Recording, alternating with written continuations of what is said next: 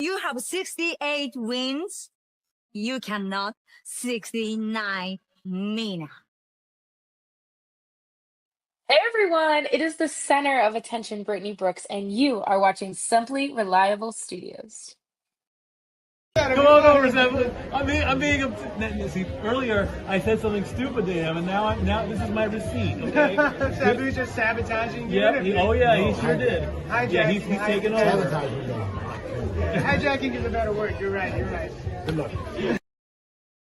Shout out to Simply Reliable Studios making their Symphony debut, sponsoring this match and the entire Dragon Kai demonstration. Heyo, this is Jack Cartwheel. You are watching Simply Reliable Studios. Say his name and he appears. I believe in Noah. I believe in Datula. The Meltzer of the multiverse. Who the fuck wants to compare themselves to another? How much of a mark do you have to be? You couldn't even pick a professional athlete. You went with a fucking journalist? Grow up, man. We just want to say thank you to Simply Reliable Studios for voting us as Tag Team of the Year. Of course. Because you know what they say, right? If you can't swim, You're bound to drown. Tonight, she is sponsored by Simply Reliable Studios from Orlando, Florida. She is everybody's favorite BFF, Izzy Marino.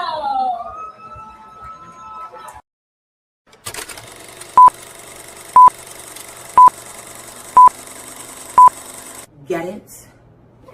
Got it.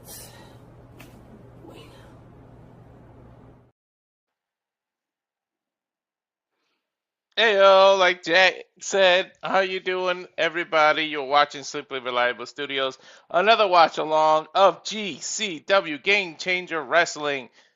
The last ones left. Got a good show to you tonight. Producer man is in the background again, the Renegade JJ Williams. We also have Nick, maybe for one match. Joey Styles it the rest of this time. But Nick, how the hell are you? Yo, what's going on? We're out here. We're ready. We're ready to rock and roll. I'm probably gonna join you guys for. I'll probably join you guys for the first match. Maybe not even that. Just because, like I said, I'm at the fams. We're having a family barbecue for my uncle's, for my father-in-law's 70th birthday. So well, you look spiffy. You got the glasses on. We need this look a little more often, dude. Listen, when I have a guy like a young stallion like this, looking all spiffy and stuff, I have to come correct. So maybe you give the Ronald Sports better luck when you dress up nice. No, it never happened. Our sports teams suck. Our sports teams are pretty trash. So, yeah, we came in like right when they started. They're already showing highlights from last night, which is a good watch along we did. Yeah. And then please make sure you tune in after this, because Saturday Night Shenanigans will come on at 11 p.m. Eastern, 8 p.m. Pacific. So, you looking forward to tonight? Yeah, it should be. No, not on your phone. Guys, I just got to say, because my wife is looking at me, she's giving me dagger eyes. She's staring at me. She looked good tonight. Hey, what's up, honey? Yeah, I like you. No, tonight, people are probably like, yo, what's Nick doing right now? Yeah, it should be a good card. Last night was crazy. And we got something going on over here right now, too, so let's boogie on this. Geez, I tell you one thing. Already 100%, the stage itself looks way better. The entrance ramp, there's no screen in nobody's face. This looks way better than yesterday. Yeah, it looks like they got more room out there. More room out there to work, right? So, stage looked good. Ammo sounds good. I think we're... They're starting with some... I don't even think this was advertised, but they're starting with a 6-man tag. And people got TV sets and crazy-ass weapons already in the ring. This man has a TV on his head. That's what I just said. What the fuck is going on over here? Why the fuck does he have a TV on his head? What are we... I barely recognize anyone. That's Hunter right That's the there. Logan guy from last night. He was there. Last night. That's Logan and his partner Hunter. The hashtag GCW last to join. Is it? No, there's regulars in there. You gotta dip. It's okay. Don't worry. Logan. Okay, so Mans took off the TV off of his head. Okay. Right, Walter? Is that where you are? No, Jimmy. I just got Jimmy Barrett's introduction. Okay. Now he took it off his head. Okay, so I gotta pause. Tell me when you're at. Tell me when you're on. I feel like right now you're trading stock. No. He just gave the TV to the referee, and the referee's taking the TV out. They always do this. We talked about it yesterday. There's always some impromptu match. Ooh. People right there. There is no tags. There's going to be no tags. Just everybody in the ring at the same time. And here we go. Right off the rip. Double kick. Come on. Super kicks. It's going to be hard to keep up with 6 people. Here we go. Leapfrog. Drop kick.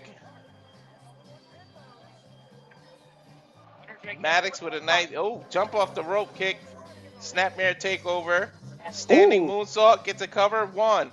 Wait, is it a 6-man scramble or a 3-on-3? Because now 6-man Logan... scramble. Yeah, okay. Because they were standing like they were teammates, and now Logan's fighting who he was standing next to. No, it's a scramble. Just like yesterday. Ooh, nice running knee. You have to keep an eye out for the knee strikes of Analog. Crazy. Oh. What about the elbow? Also, Logan, turn around, Logan. This is a pretty interesting venue where they're at. Nice kick. It is. It's a good-looking venue. Nice elbow. Is this going to be a handspring? Nope. Try to do a berserker knee, but Logan blocks it and able to put his boot up. Ooh. Superhuman. He runs into a knee. Yeah, he ran into a superhuman knee is what he ran into. Oh. Now, who's the dude with the Spider-Man's gear?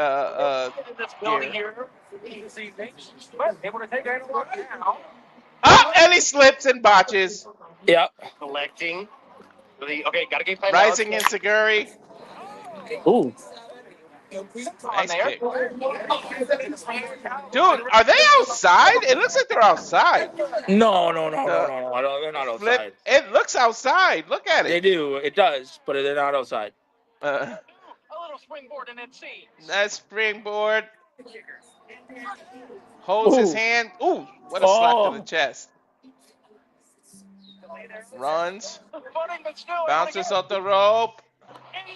Jumps up again. And he botches. See, doing all that crazy stuff. Something's going on with the ropes. 100%. Jump off the rope cutter. Well, he's a big dude doing this top rope stuff. That's what it is. Oh, 100%. But, I mean... Oh my God, he spiked himself. What the hell? Right? Running clothesline. Rising in Seguri. Snapmare takeover. Discus elbow. In position. Let's see if this guy slips. Senton. Senton doesn't mean the same when the guy weighs $140.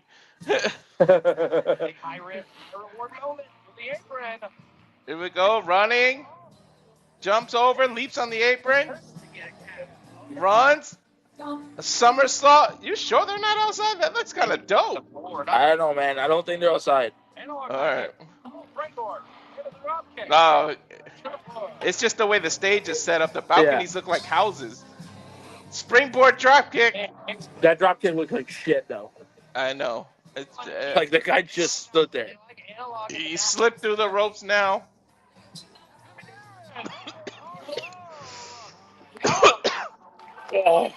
Now he takes out all 6 people with a somersault. Oh my God, there is no mat again. Just straight hard gym floor.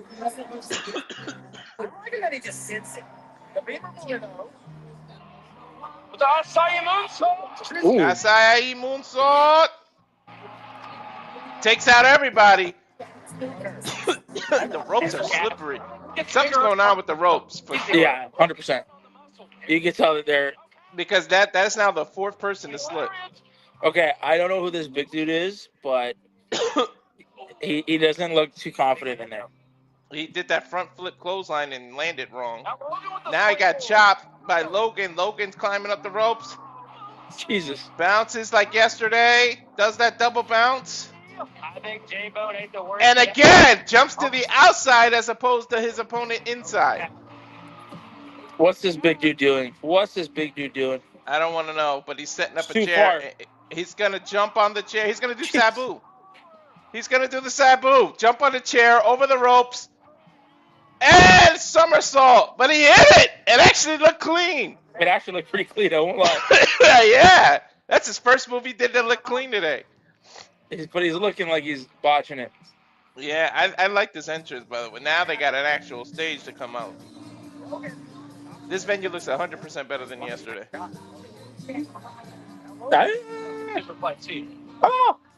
Logan able to catch an elbow. Oh shit!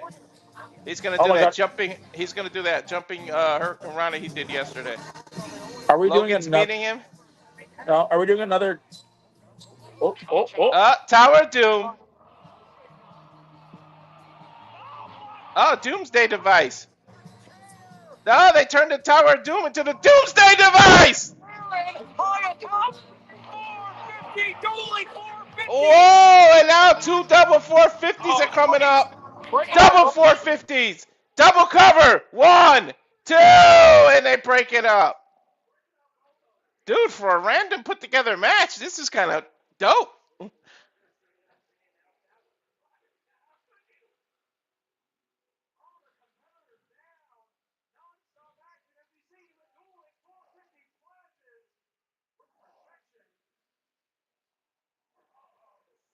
Now Logan able to back up. Always Discus hated boot. the strike. Ooh, big back fist. Ooh. German suplex. Nope. Twisted. Oh my God! I think he was supposed to make chop a him, but he stink ended up tonight. hitting him with the elbow. Spinning roundhouse kick, followed by a kick to the Shining Wizard. Everybody's getting their moves in. Backflip into a super kick. Death Valley driver. That is not meet the feet. The announcer just totally called that move wrong. Crucifix pin, but he released it. What the hell are you doing? Oh, package power driver. That was nice. This big dude's like going crazy right now. Yeah, these jumps off the ropes into an elbow. Cover 1, 2. Every time you turn around, somebody's in the air, though. That's the problem with these 6-man matches here. These scramble matches, you always got to have your head on a swivel. Snap suplex. Ducks under the clothesline. Spins. Double underhook. I don't know who any of these dudes are, but like they're actually All I know not is that Logan, bad. and that's because of yesterday. And they didn't show the graphic to show their name, otherwise I would have memorized it. A forward senton. Oh! 3. He got the 3. There's a lot of slipping and sliding off of his back. He was sweating. This is all right. But he hit him with the code red. Yeah, but he had to take effort to make that code red work, right? It was because he kept slipping off the guy's sweat. Again, they did what JJ said yesterday. They gave the people who were putting the ring together some time on TV. They gave the people what they want. I said, you might as well be the first people to test the ring out. I know that guy's last name was Hunter, the guy who just won, but I don't know who he is. Now we're getting highlights from last night with Atticus Cogar. Oh my God, I hate that razor blade spot that he does, right between the fingers and the tongue and the mouth. Oh. Alrighty. Listen, y'all are great. Oh shit! I almost fell. I'm not drunk. Swear to God, I'm not drunk. Swear to God, I'm not drunk. Maybe a little The tipsy. Canadian Maybe. bear. You'll never know. I'll never buy beer in Canada again, man. Dude, your bear. I don't know if they did it in Toronto, but in Montreal where I went, the bear has like a messed up liver on it, and it pretty much says in French, "This is gonna happen if you drink this," but it's on the product itself. That's crazy. Yeah, and the cigarettes showed like messed up gums and stuff. It was weird. Well, I will bid y'all adieu. Okay, we'll All talk to you right, guys later. brother. All right, brother. Enjoy the 70th birthday. Please, I hope from here on out, since I'm solo, could you put guys that I know who they are here? As they show the highlights of last night when Christian Napier returned. There's the suffocation he did. Poor Murphy. Then Koger powerbombed him through that piece of door that was left. Oh, I didn't even notice that last night. The razor blades were there too. So he powerbombed him on that little bed of razor blades and the piece of door. And of course, Otis continues to be your ultra-violent champion, which we knew would happen.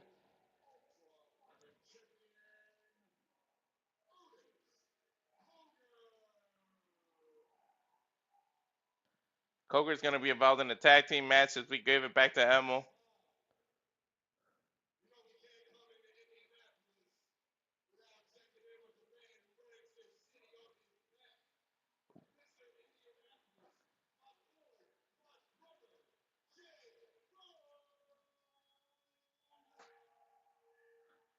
They're introducing somebody from Indiana. That's that rapper. I don't even know who that is. Says he wears Indiana on his back. Sound like he said J Pose, but I couldn't hear it. Hey!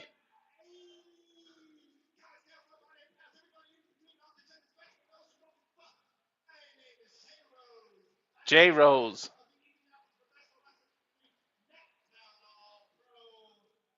The Indianapolis Necktown All Pro. He's part of their wrestling company.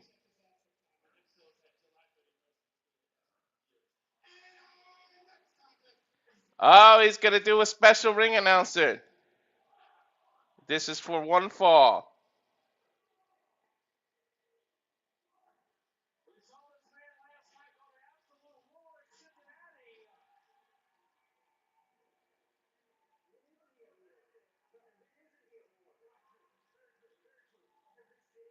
Who's coming out? Come on now.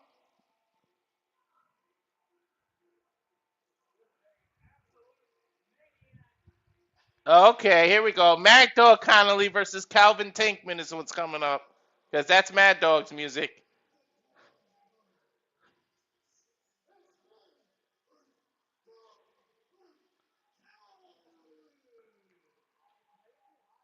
Okay.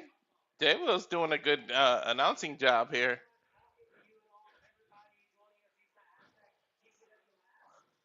If you want to comment and then possibly show you on the TV, you hashtag GCW last.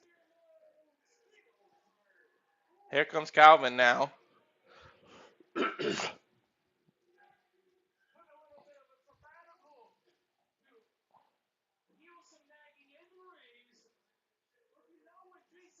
This is a way better setup than yesterday.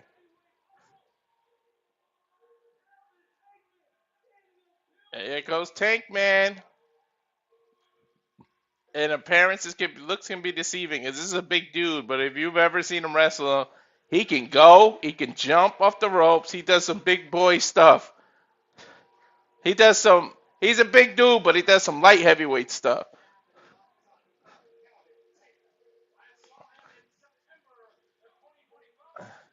Ref Spo, he's showing somebody who's got the shirt from the Loco Indianapolis Wrestling Organization.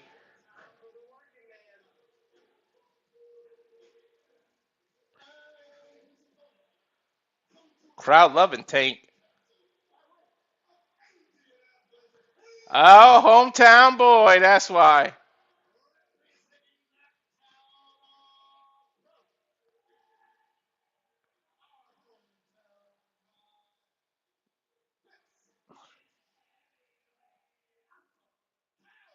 Hometown man. They will get into this announcing. Save Emil's voice for one from one match. Let's just hope this referee isn't as biased as the announcer, because damn.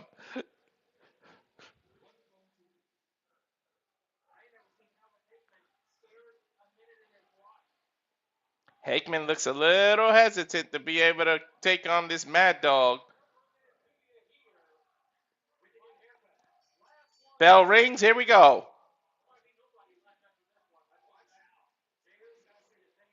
Tankman is trying to play to the crowd. Nothing's going on yet. Circle in the ring. Let's go. Let's fight. Tankman got the weight and height advantage. But Mad Dog does not back down. Nose to nose. Little shoving action going on. Mad Dog with a shoulder tackle, but Tankman doesn't even move. Like a tank, like his name says. He didn't even budge. He's just taking these shoulder tackles. Mad Dog bouncing off the rope for extra. And Tankman takes Mad Dog down and knocks him all the way out of the ring. Tankman's Mad Dog's no small man either. But for Tank to be able to just throw him half across the ring outside, taking a moment to gather himself, goes through the crowd, trying to hype himself up. Mad Dog taking his sweet time. I wouldn't want to go in the ring against a Tank either. Literally. Comes in, shoulder tackle by Tank again, takes Mad Dog off his feet, and then another one.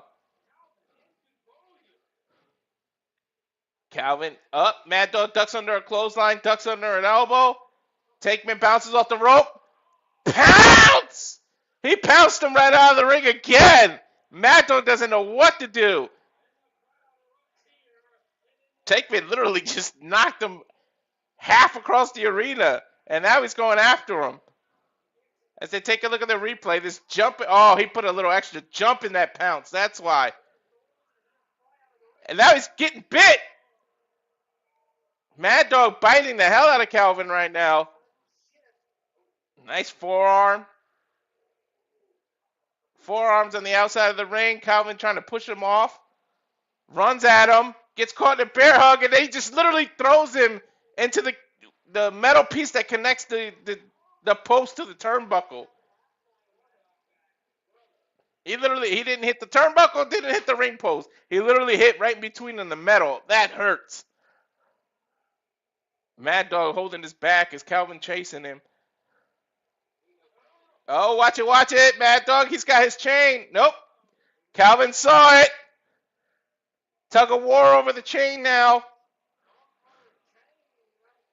Uh-oh.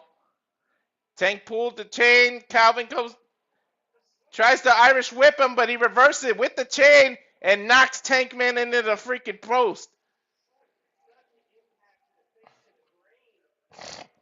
He went face first right into the post because he didn't let go of the chain. Mad Dog able to take advantage there.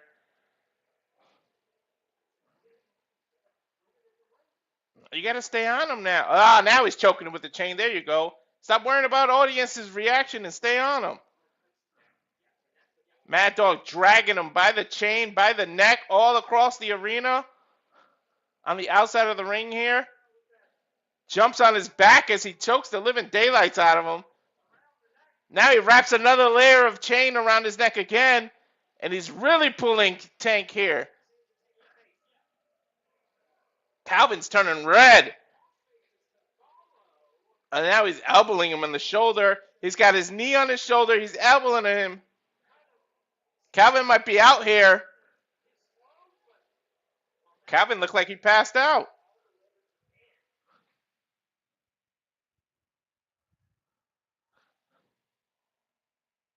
Now he slides through the ropes into one side with the chain still around Tankman's neck, and he pulls his shoulder into the ring post. Backs him up, does it again. That'll knock a shoulder out of place.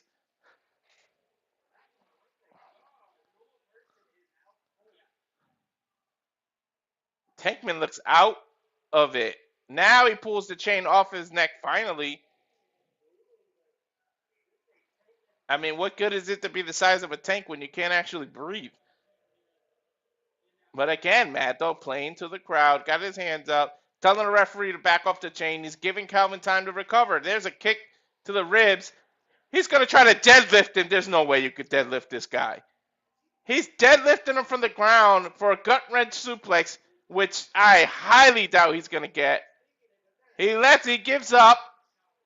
A pound to the back of the shoulder. Another blow to the back of the shoulder, or shoulder blades, I should say. Now he's trying to deadlift him again.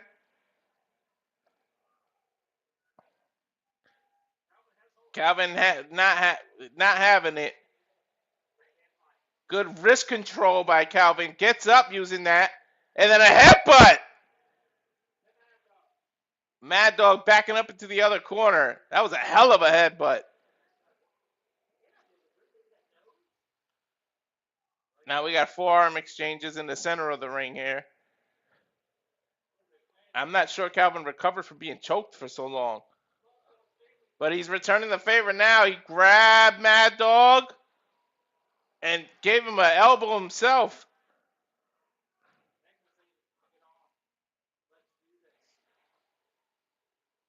Ah! And Mad Dog just slapped him across the face. They're exchanging slap. Nope, elbow by Tankman. And there's a slap to the chest. Now we're getting knife-inch chop exchanges. I don't know how smart this is. Two big dudes. At least Calvin has a t-shirt on. Mad Dog's just completely exposed. And they're just giving each other the opportunity to... Oh, and he fakes a chop and bites him in the head. Backs up. Blocked by Calvin. Spinning elbow. Back Mad Dog into the corner. Tank backing up. Oh, charging. A charging elbow. Scoop slam. Bounces off the rope. Splash. Cover 1, 2. Mad Dog kicks out at 2. I don't know how he didn't crush his sternum and his ribcage. Calvin Tankman's at least 350. Picking him up in a power driver position. Unless he's trying to deadlift him into a power bomb. But Mad Dog holding onto the tree trunk of a leg that Calvin has, not letting himself get lifted. Calvin chop while Mad Dog is on his knees, puts him back in between his legs. He's going to deadlift him.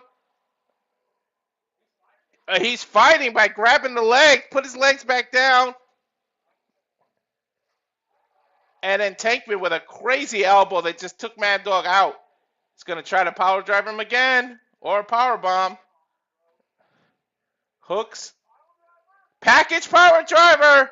No, package power bomb with the cover. 1, 2, and Mad Dog kicked out. I have no idea how Mad Dog just kicked out of that. That's the first time Calvin, well, I've only seen 2 of his matches, but a package power bomb like that, and then he kept the legs on the shoulders to do a cover. He did everything right. But Mad Dog, I always say, well, one thing you can't measure about a man is his heart. Mad Dog able to kick out. Now we go for a suplex. Mad Dog slides down his back, takes that tree trunk of a leg out, goes to the corner. Running drop kick, standing drop kick, knocks Tank down. Jumping headbutt. Stop gimmick infringing by doing the huff. Another running extended drop kick. Cat pulls Tankman out of the corner. Tankman looks out of it. He looks like he was knocked out by that second drop kick. Cover in the corner. With a 1, gets a 2, kick out. But then Mad Dog doing the right thing and just staying on him, pummeling him. Just ground and pounding on Calvin. Mad Dog getting out of the ring. This is not something you see too often, but Mad Dog is going to the top. Tank is pretty far. Diving headbutt.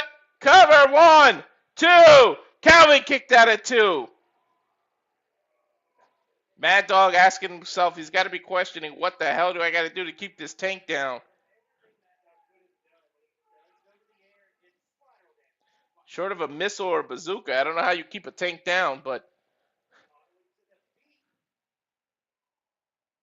running chop by Mad Dog, following by some forearms.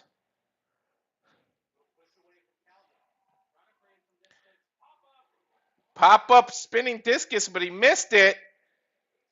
Now Mad Dog makes him eat his feet. Mad Dog sitting on the turnbuckle. Tank caught him with a European uppercut coming in. Sitting him. Oh my God, this big man's going to the rope with him. He's backing Mad Dog up. Is he going to go for a superplex? These are two big dudes on top of this corner right here. Rick to the eyes by Mad Dog. Is he going to do a sunset powerbomb? Nope, back body drop by Tankman. Takes Mad Dog out. Is Calvin going to do a moonsault? Is he going to do a Vader bomb or a moonsault from the top rope? He's climbing. This big man is climbing. Is he going to do a moonsault? A huge moonsault. Emphasis on huge. 1, 2, 3. Calvin Tankman wins. Holy shit. I mean, we used to see Vader, 450 pounds, doing moonsaults off the top rope, but damn. All right, Calvin, making big men proud everywhere. Take a look at this replay. Full rotation on that, too.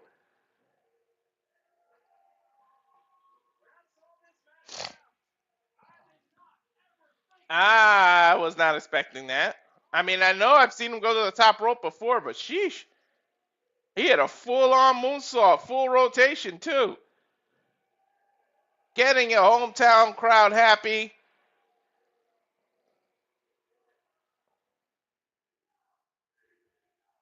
GCW, of course, going into the video package. This is Vegas for Joey Janela's spring break. I was there, the horseshoe. This is the KJ Orso match.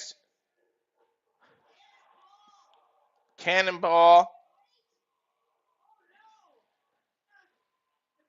Jack Perry with the moonsault, who's a hell of a guy. I changed my opinion on a lot on Jack Perry after the Vegas.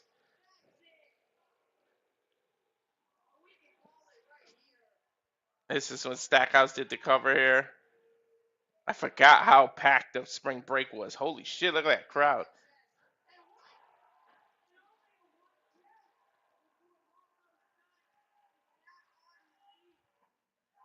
This was Marco and Jack Perry against KJ Orso and Stackhouse. The low blow to Perry by Orso. Who knew I would call even the video packages that happen in between? Then that stomp that KJ loves to do on Perry. And Perry kicked out, I remember this. Elmo got involved right here. I remember this with the title. Not letting KJ Orso use the title. He pulled Elmo in. Then Stackhouse went for his stack bomb on him. But Perry saved him. And then I think he loses his hat and jumps off the freaking turnbuckle, if I remember correctly. No, he did a... Okay, Tornado DDT. That's what he did.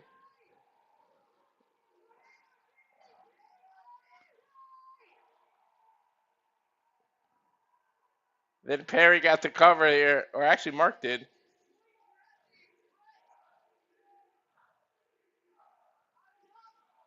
Hey.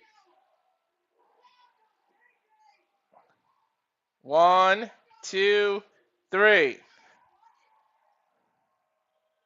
That was a fun match, and seeing that live was awesome.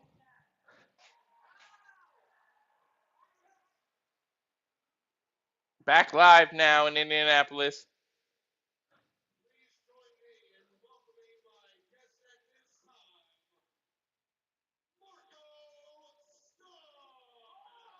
And they bringing on Marco Starr. He said he's his guest at this time. Are we getting a live interview in the ring here?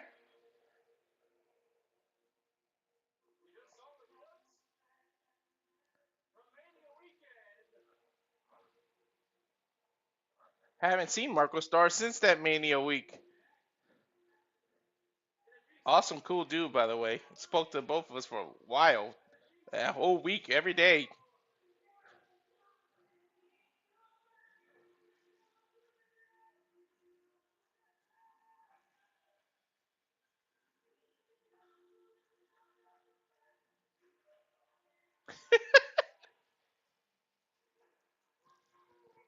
This is interesting. Wonder what he's out here for.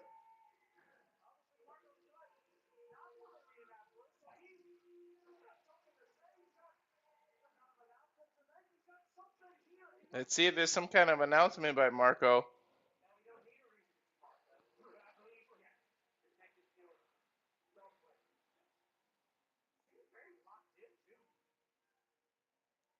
Crowd cheering him on like he's from Indianapolis. They give him the whole town welcome. He's definitely not from Indianapolis.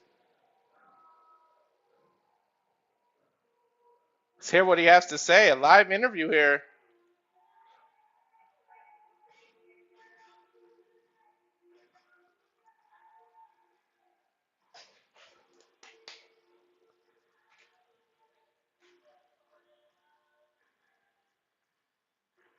Okay, they are taking forever to get him in the ring. Come on, dude.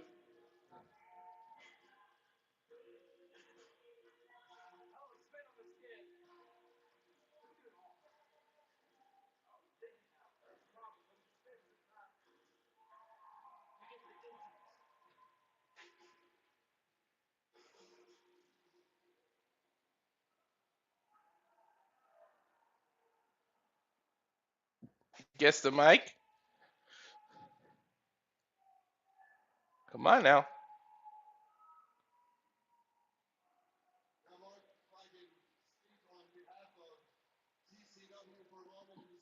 Mark, if I could speak on GCW for a moment. I gotta say, it's great seeing you back here. Crowd pops for that. I remember a couple of months ago, you were victorious in a great tag team match.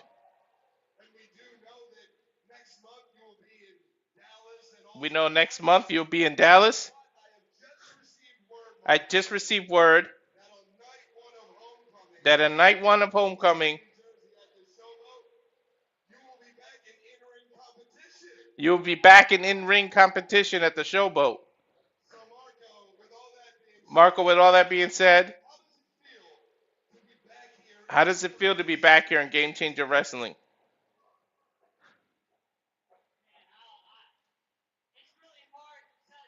It's hard to tell you how it feels to be here at GCW. I got a feeling that every single person in this building can tell you how it feels. Cheap pop. It feels incredible. GCW's home. I wouldn't be who I am or be where I am if it had not been for GCW.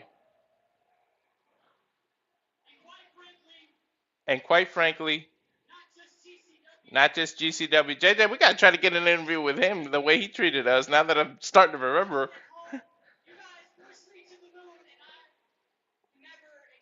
You guys pushed me to the moon and I can never remember. I can never thank you enough.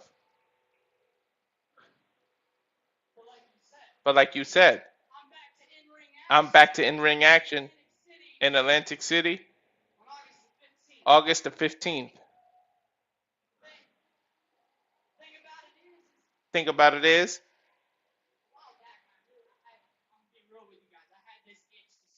I'm going to be real with y'all. I had this itch to scratch.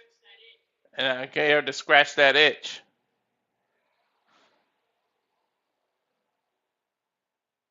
And now my feed is acting crazy.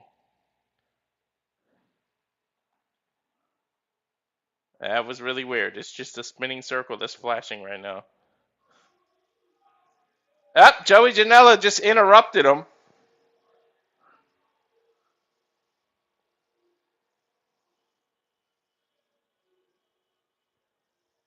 He's acknowledging a fan who's bowing to him. Very interesting. Joey Janela is interrupting him.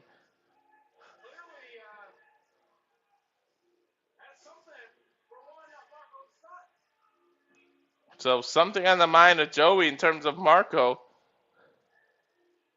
Unless this is the match that they're doing August 15th. Joey Janela with the mic now.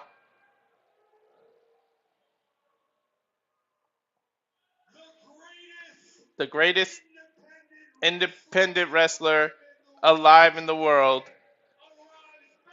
arrives back here in Indianapolis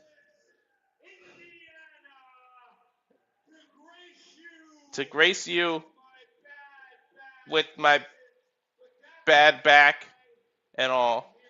But that's not why I'm here. It's nice to see Marco, right? Marco, you're a long ways back. How is your parents? How's your wife? He said, calm down, guys. We're friends. How's your baby?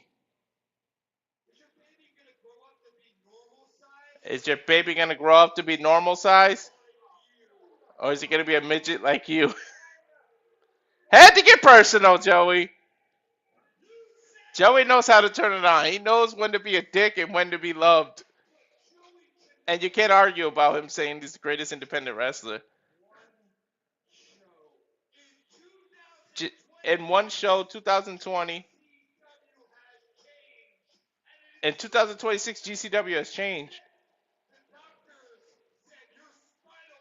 And the doctor said your spinal column has changed. So at the Olive Branch, you got Sunday Mass tomorrow. You better pray to your God. Because there's no spot for you and Joey Janela's GCW.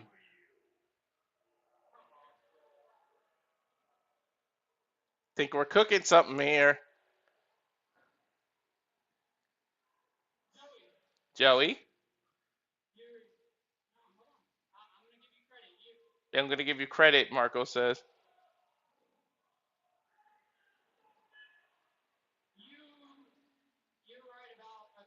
You're right about a couple things.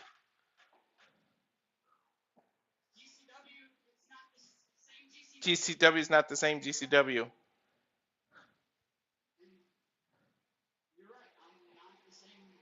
And you're right, I'm not the same Marco.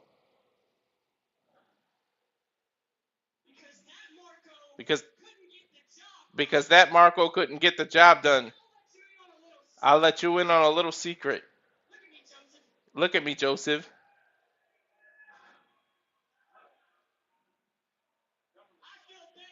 I feel better.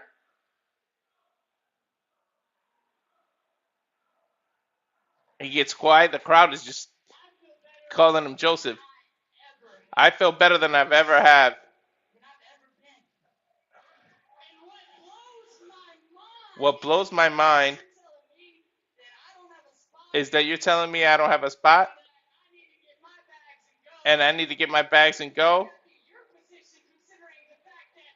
Someone in your position, considering the fact that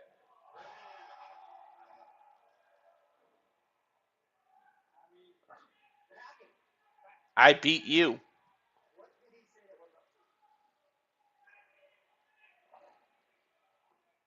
It is true. He holds, tag team or not, he holds a victory over him.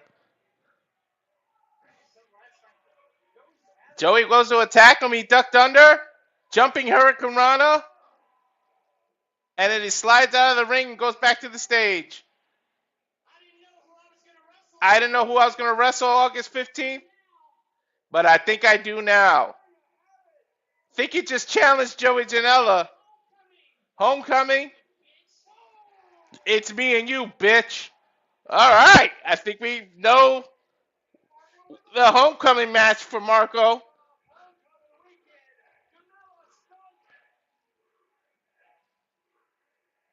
Marco Polo. Now Joey Janela's staying out because Priscilla Kelly's coming out.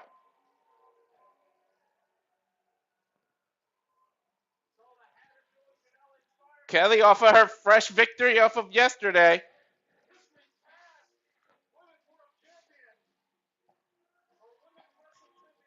Now, is Joey going to be able to focus on Priscilla, or is his mind going to be on Marco over here?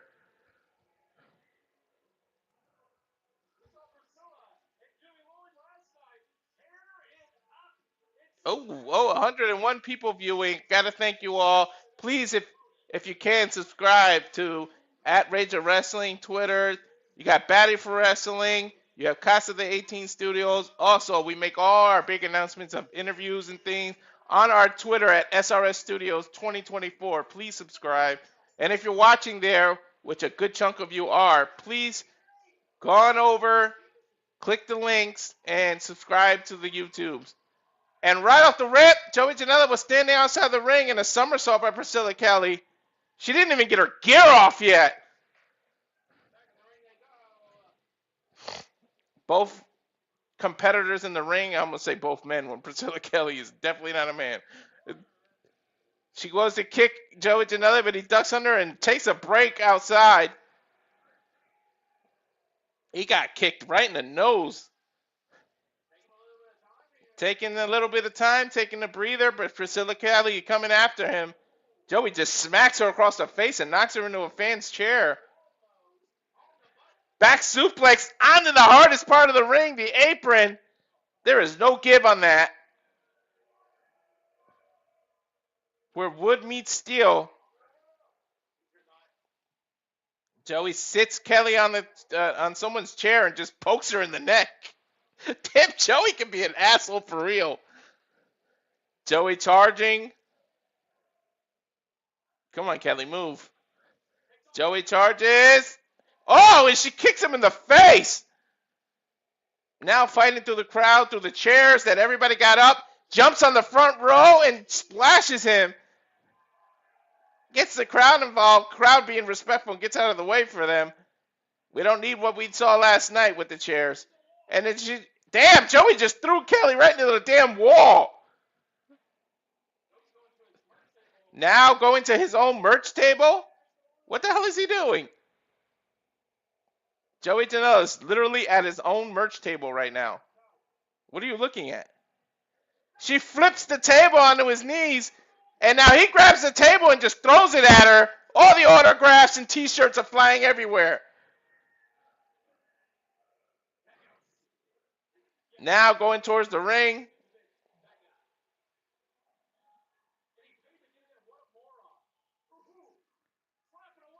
Now slapping Joey Janela and then headbutts him back into the ring. Kelly climbing the ring, or climbing the apron. Oh, come on, Joey. He threw the referee into the ropes so that she can get it tangled up on the ropes. Now he picks her up. Power slam off the rope, cover, one. Kelly kicked out at one. Let's take a look at the replay when she flipped the table, and then he just picked up the table and just darted it at her.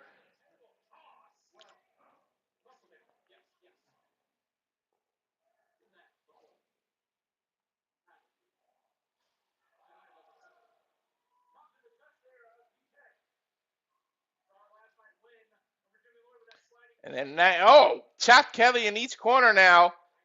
Now throws her face first into the other corner turnbuckle. Trying to get the crowd to be really quiet so you can hear this next chop. Backs up, goes for the chop. Kelly gets out. Now just keeps chopping him, slapping him on the back, on the chest, whatever open area. But then Joey Janela with just elbows her, takes her right out. Now he's getting a little too confident, being cocky. Steps on her hair and pulls her arm.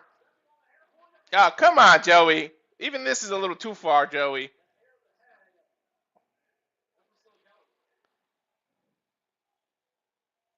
Snapmare takeover.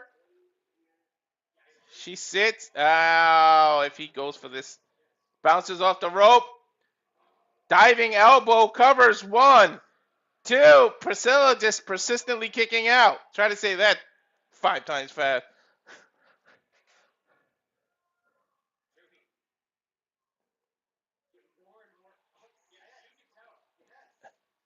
Joey pulling her up by the hair. But Kelly just taking these body shots and now these forearms. And Joey just scoop slams her. Stops her momentum on its tracks. Knocks her down. Joey climbing the rope here.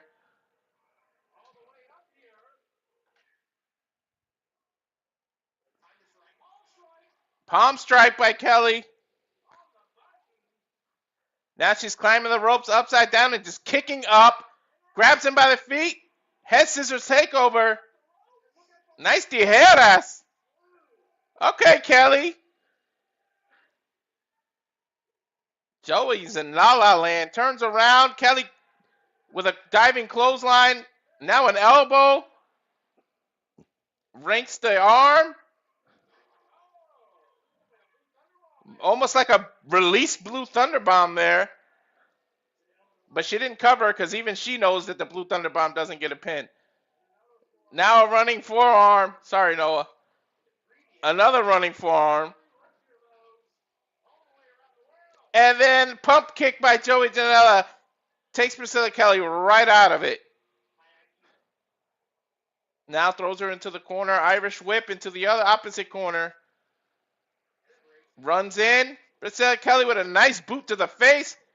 Climbing. She's on the top rope. Tumbleweed. 1, 2. Kick out by Joey.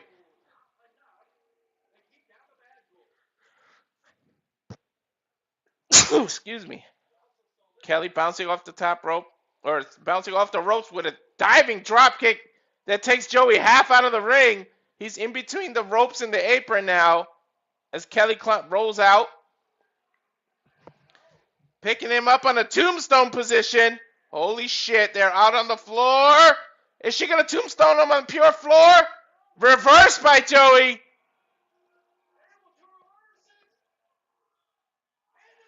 And then just runs her into the front row.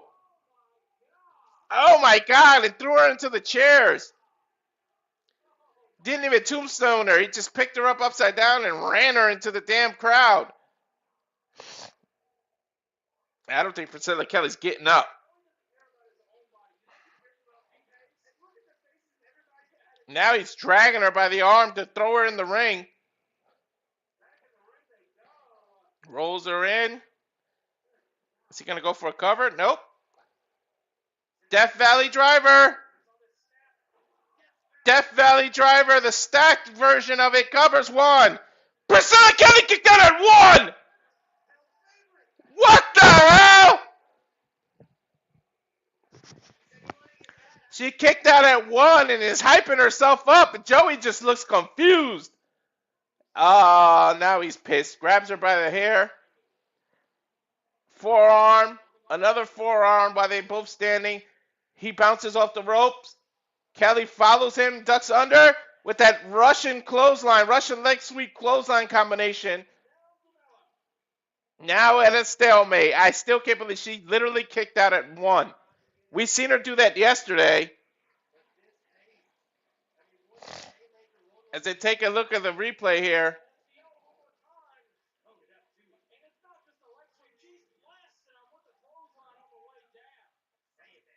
Both competitors to their feet now. Both with the same idea, run into each other with a clothesline.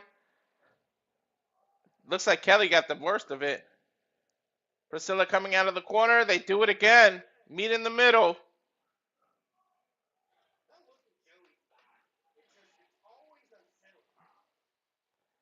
And now, ooh, she flipped him inside out with her running clothesline. Oh, Michinoku driver by Joey gets a 2.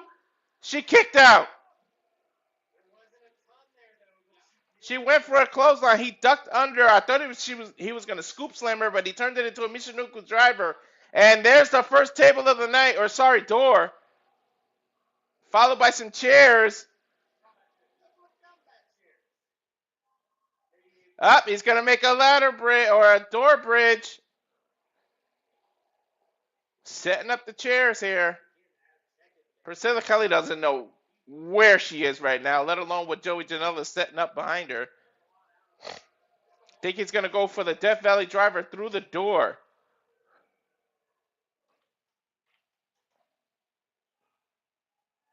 Picks her up. No, Razor's Edge. She slid down his back. Backslide. Gets a 2.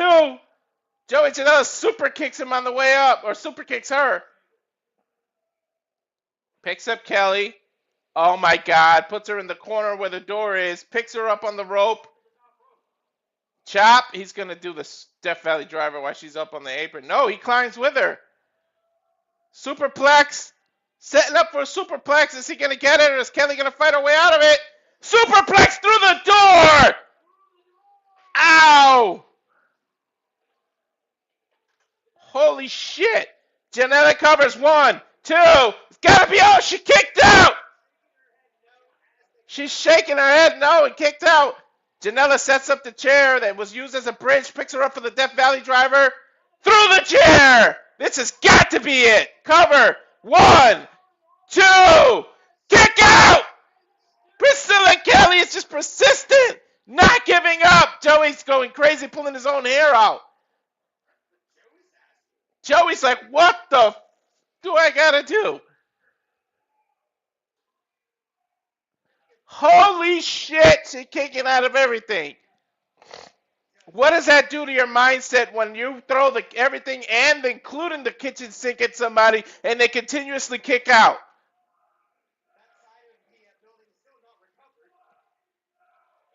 And the crowd chanting, fuck you, Joey, now. European uppercut by Joey. Priscilla Kelly is in no man's land. Like, she has no idea where she is. Double axe handle to the back. Oh, she's starting to catch a second wind here. Yep, there she goes. She's on fire. Head, kicks, fist. Now they're extending right hands. And slaps. Keep wanting to call her Gigi, damn it. By Kelly. Super kick, standing. Waist lock. Half Nelson suplex. Holds the bridge. Gets a 2. And Joey kicked out. Beautiful. Bounced him off the rope and turned it into a Nelson suplex. Or a half Nelson suplex.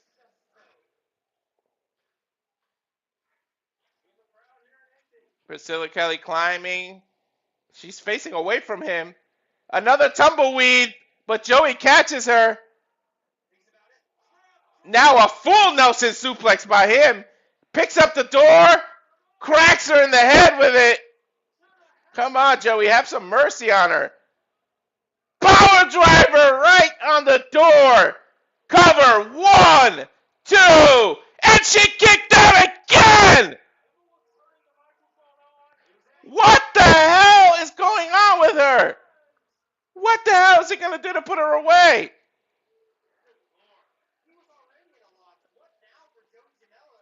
Joey Janela has no idea what to do. Goes under her, picks her up in an electric chair position.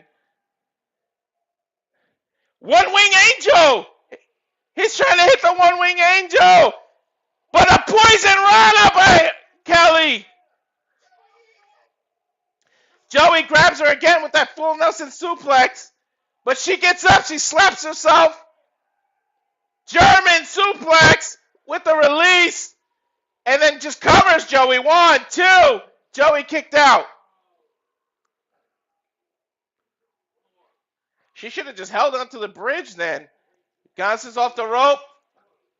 Goes for a suplex. Crucifix pin. 1, 2. Kick out. Kelly with a nice big elbow. Blocks her kick. Joey with a chop. Tries to do a discus clothesline, but Kelly kicked him halfway through the spin.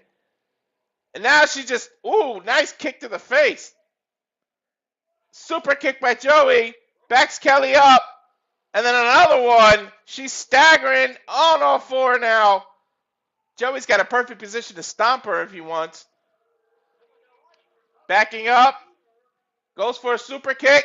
She ducks under the leg, catches it. Spins around. Another half Nelson suplex. The sliding P. Bounces off the rope. Another sliding P. Covers.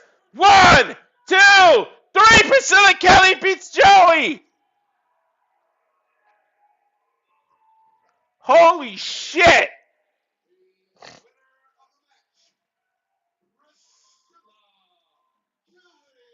Priscilla Kelly able to beat Joey Janela with the 2 sliding Ps. A sliding elbow while your opponent's sitting. She caught him back to back. And Joey's out of it.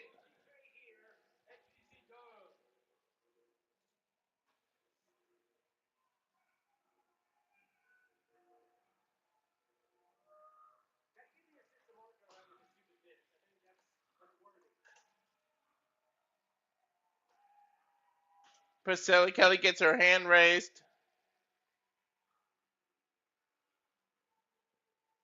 What a match. Holy shit. This woman is persistent. I don't know what the hell is going to take her down. She's on a roll, too. Priscilla Kelly might earn herself a title shot. At least the ultraviolet title shot. Here we go. It's official graphic. Saturday, August 15th. Joey Janela versus Marco Stunt. At the Showboat in Atlantic City, New Jersey. 8 p.m. Eastern.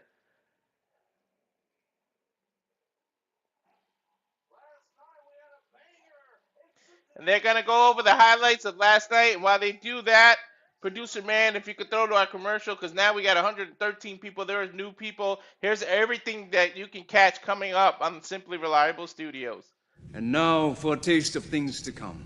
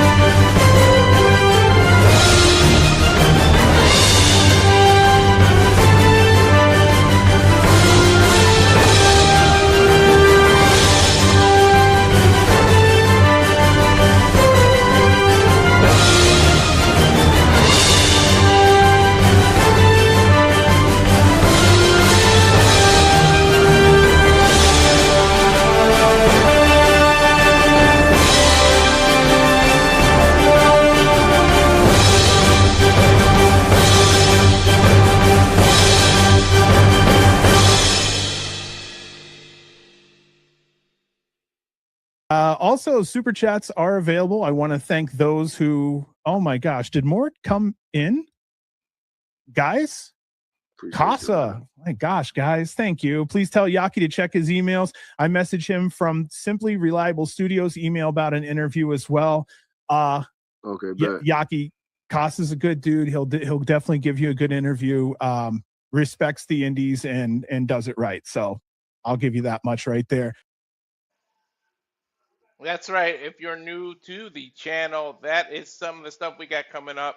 All the professional wrestling and more. Interviews. Stay tuned. Make sure you are following us at SRS Studios 2024 on X. That is where all the major announcements get announced for everything that we got. And that was perfect timing on the way we did the video, because now Bang and Matthews are coming out for their tag team match. Perfectly timed.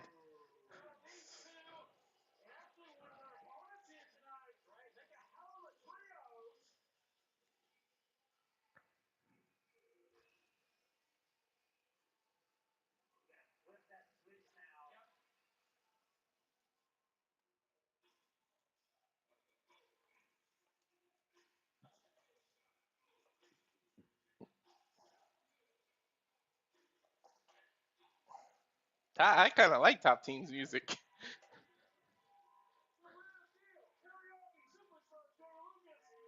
There's Teriyaki and Jay Lucas. Perfectly timed that you showed that video that involved Teriyaki saying that he should give us an interview, and he's the next person out. And there you see the Twitter that you can follow, folks, for all that. And while you're there on X, please, it's a few clicks of a button. Go on over to the X and subscribe, or on the YouTube and subscribe to Ranger Wrestling, to Casa de 18 Studios, to all of us here that make up SRS Studios. This wouldn't be possible without y'all.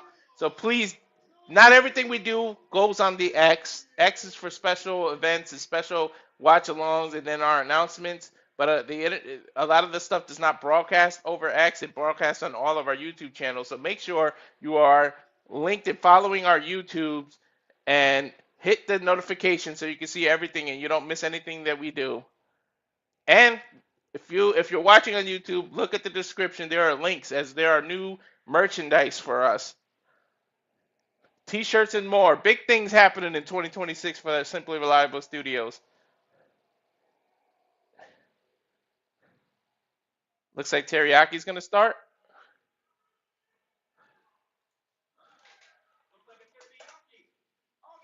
Yaki and August Matthews. Here we go.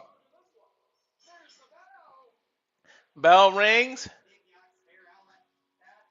There's some music interrupting. What's going on?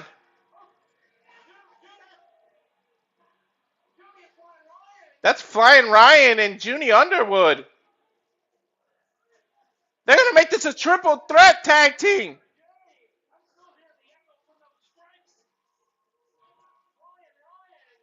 Junie and Flying Ryan have just randomly got added to this match.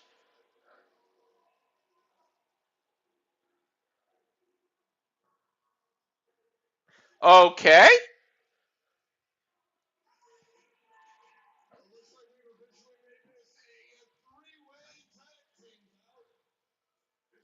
It's official.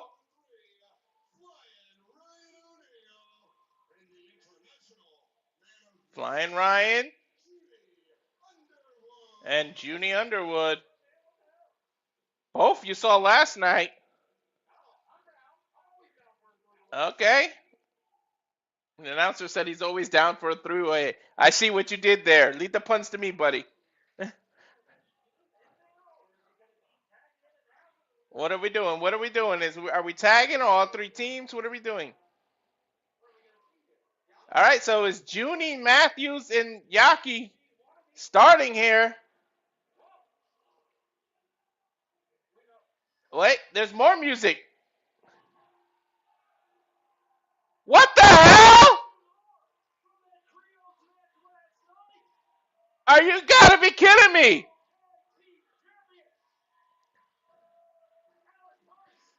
Price and Jordan Oliver are out here. Are we gonna make this a four-way for the tag titles?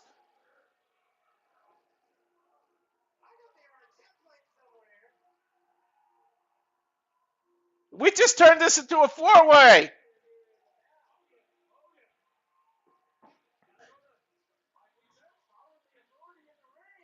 Buster and the Brain have made their way out. You talk about surprises.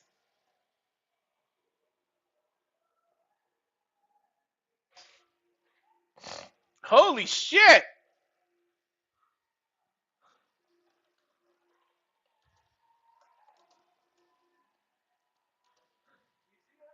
Okay.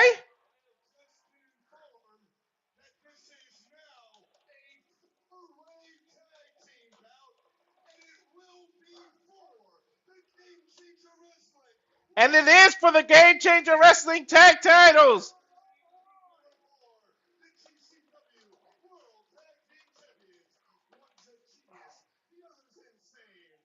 One's a genius, the other's insane.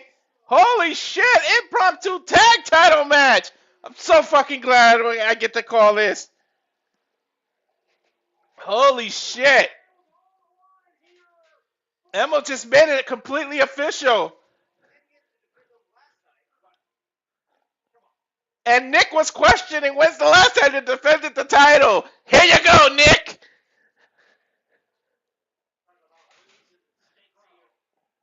I think all teams are going to be allowed in at the same time. No tagging necessary now.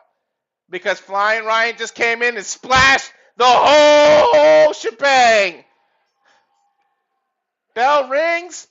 Flying Ryan takes off the jacket. Hugs Junie. And now they dive. Flying Ryan does what his name implies and flies with a somersault, taking out the crew on the outside. And now Junie's on the turnbuckle. Is Junie going to do it? Is Junie going to do it? No, he jumped back off.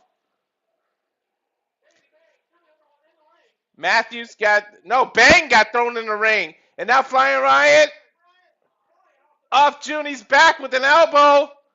Little poetry in motion. Scoop slam by Junie. Uses Flying Ryan. Double leg drop. Throws him on top. Yeah, I don't think there's going to be tags needed in this match now. Sometimes you just got to love when GCW does things. And here it comes. Buster in the Brain. Irish whip. They come off the corner. Double clotheslines. Bounces flying off the rope. Double elbow drop. High five. Leg drop into a double leg drop. Price with the double leg drop. Oliver with the single leg drop off the rope. Here comes Top Team. Throw them over the top rope. They land on the apron. Running boots by both of them. Teriyaki bounces off the rope. Leapfrog. Somersault. Teriyaki just getting the crowd fired up. Throws Oliver back in. Price back in. Irish whip. Double hip toss. Cartwheels into a drop kick. Pick him up. Seated him with a clothesline. Teriyaki off his back with a senton bomb.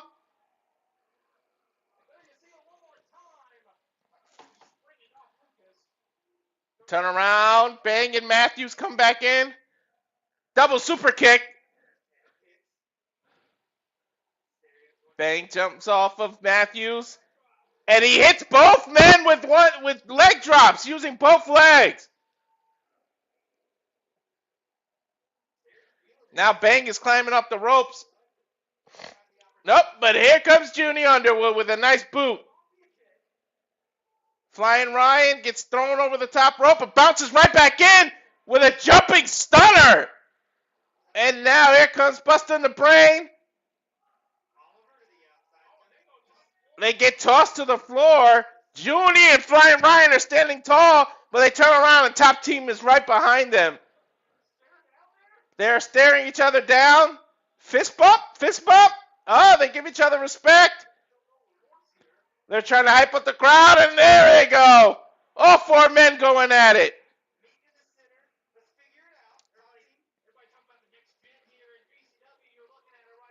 Double spinning kick by Junie and Flying, and then rising Enziguri kicks by both members of Top Team. Double journey suplex. But turn around, Teriyaki got right up.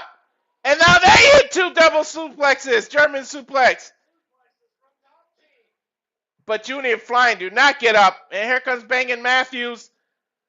Double German suplexes again, but they get right back up. And they deliver two German suplexes. Meanwhile, Buster and the Brain are coming in from behind. Ducks under. Reverse waist locks. Two back elbows.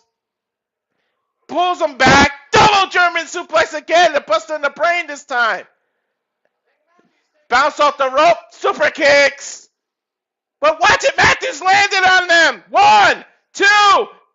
Crucifix pins. 1, 2. And Top Team breaks everybody up. Crowd giving everybody a standing ovation now. We are at a stalemate with all participants down. All 8 of them are out on the canvas there. Teriyaki trying to hype himself back up. Most of them get out of the ring. Junie throws Oliver out. Teriyaki throws Matthews out, and that was just... Who's in the ring now? Jay and Junie here, exchanging elbows. Jay with a clothesline. Junie ducks under with a single leg drop kick. Teriyaki comes in, discus clothesline, misses, but runs into Flying Ryan's foot. Scorpion kick by June into an abdominal stretch. Oh, abdominal stretch bomb. Flying Ryan with a swanton bomb off the corner. Cover to Teriyaki. 1, 2. And Oliver breaks it up. Sorry, Alex Price breaks it up. Price with a rising enziguri. Flying Ryan and Price are on the top rope. Price slid down with a rising enziguri, and now Junie caught him with a rising enziguri. All the action, you can't... Up, double underhook on the top rope. Junie's trying to double... Wait, Oliver's behind him. Oh! Alex Price threw Junie off the rope into a drop kick by Oliver. Splash! 1, 2. Oh, Matthews comes in, splashes, but Price saw it coming and moved. Now Price dives over the top rope, takes the rest of the crew out, leaving Oliver and Flying Ryan in the ring. Electric chair, Price goes to the top rope, Doomsday device. There's the stop into a German suplex cover. What? Referee out of position. Oh, that is broken up. Oh, that should have been a 3 by Oliver. The ref was out of position. Take a look at that suplex. The electric chair into a double stomp. And then Oliver keeps the bridge to do the cover. But the referee was just out of position. And here comes Austin Matthews now. Taking on both Buster and the Brain members. Double hip toss. There's that double Styles clash. But Matthews is fighting it. Finds his way back up and does a hurricane run into both men. Tilt-a-whirl. Oh, nice by Matthews. Bryce just did a jumping knee. Matthews ducks. Double stomp to Price, who hit the back of his head on the canvas. Matthews coming off the rope. Springboard, rolls. Moonsault by Bang. Moonsault by Matthews. Bang and Matthews has all the momentum now. Throw somebody back in the ring, get a cover. Crowd erupts in a GCW chant. There's Price coming in. Bang and Matthews climb the rope. They're going for that 4-way stop. And they caught Price right in the spine.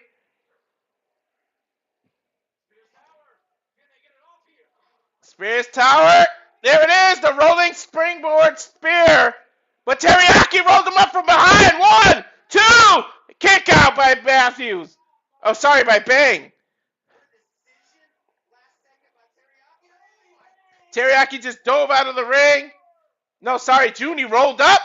Teriyaki. 1, 2. And kicked out. Uni with a chest. Oh, my God. Underwood with a crazy chop to the chest. And now top team, both members are in the ring. Double arm suplex, power bomb. They pick Junie back up. Double team.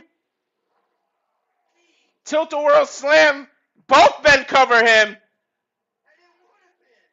And Austin Matthews breaks it up. Holy hell, it's hard to keep up. I do not envy the ref.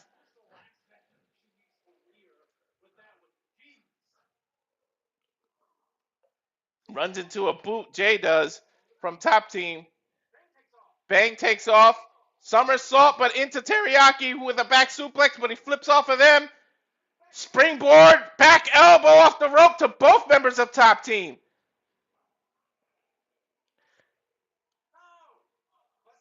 Now busting the brain. Run into the knee. Running drop kick. But watch out, Matthews is on the top corner. Splashes into both Buster and the Bang members. Flying Ryan in. Goes after Matthews. Tilt-a-World Destroyer. Flying Ryan left all alone, but in comes Jay. Double red, double flying knee. Picks him up. Slides off his back. Discus kick. Knocks Jay out of the ring. Flying Ryan bounces off the rope, but gets caught on Jay's shoulder. He puts him in a tombstone position. Is he going to tombstone him from the apron all the way to the outside? Jay tombstones Flying Ryan on the apron. And here comes Junior Underwood. Jumps from inside to the outside. Splashes. Teriyaki climbing. Asahi Musa to the outside. Takes out the whole panel. And some front row members of the audience.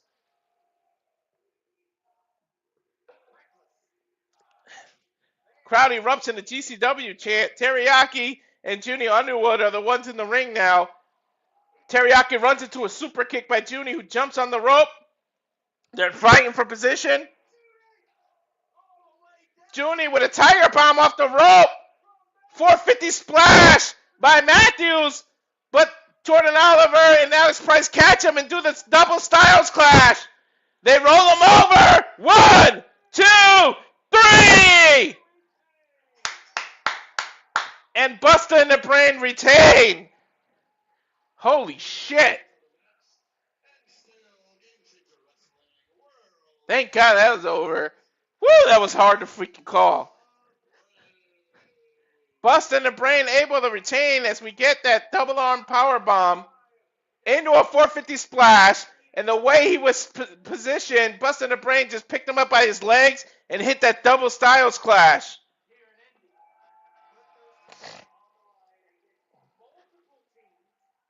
There you go, Nick. You kept wondering when to defend the titles, and they go and defend it against 3 teams at once.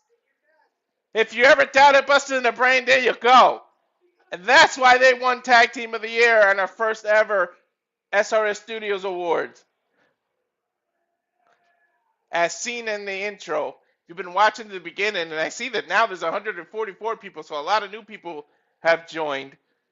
If you watched the intro, you saw them thanking us for the award. But hell yeah, what a match. Buster and the Brains are going to put the title on the line against KJ Orso and Sam Stackhouse at the Life of a Boss, Saturday, July 18th, 8 p.m. Central Time, because they are in Dallas, Texas. And here we go with the Vandal 48 package.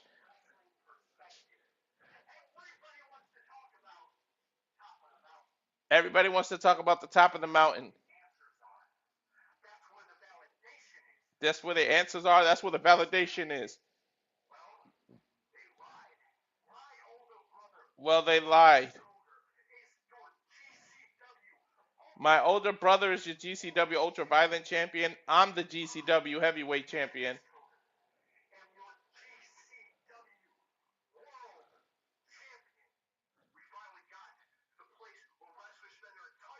We got to the place where people spend their entire career trying to achieve. We told you we were different. We were violent. You didn't believe us. And now you're at the bottom. He said we got here, but this was never the destination.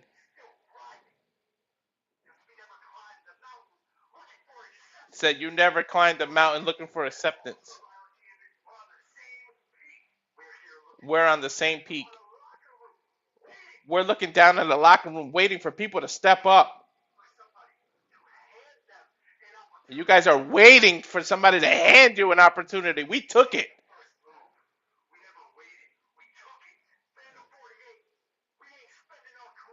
Band of 48, we ain't spending our whole career chasing things.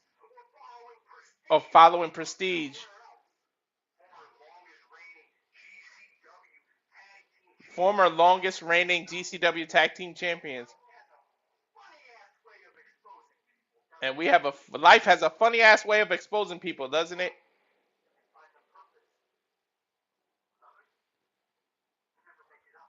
Others never make it up. It's above being recognized on the way up. Kevin Koo, come and stop me. Come and stop us. Vandal 48 West Side. Here we go. Vandal 48 versus the Violent Ones, or Violence is Forever.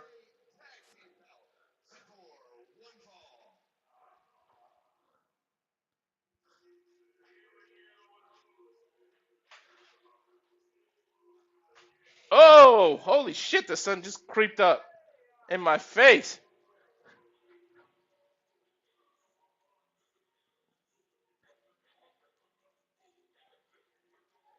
And here comes JJ's favorite, Vandal 48.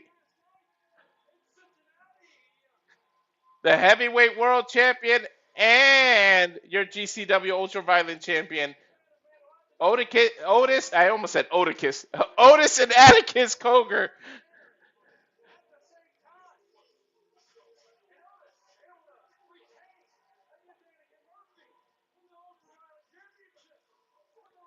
Both coming off victories last night. And then Christian Napier made his return last night, so you got to believe he's here today. He had to have taken the drive with them, the cousin of the Cogars.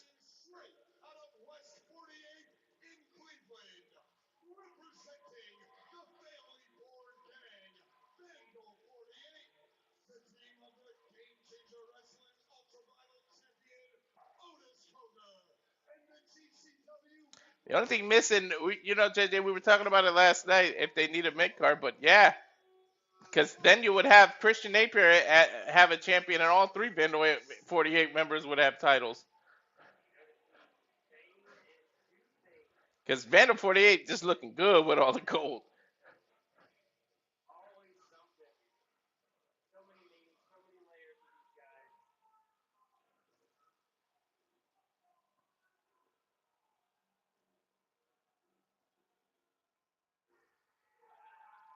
Here we are. Violence is Forever. Kevin Koo and Dominic Guarini.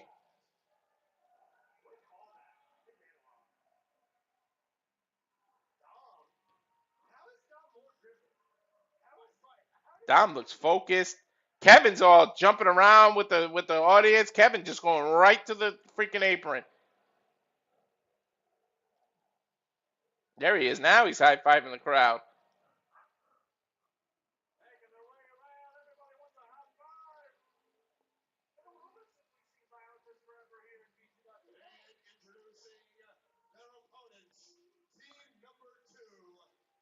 Let's see if this gets turned into some kind of impromptu match.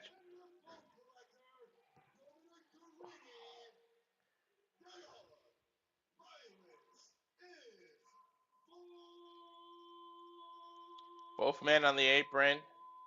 Still being introduced. Alright, Emil. And Cogar's attack immediately from behind. I don't think tags. They don't give a damn about tags.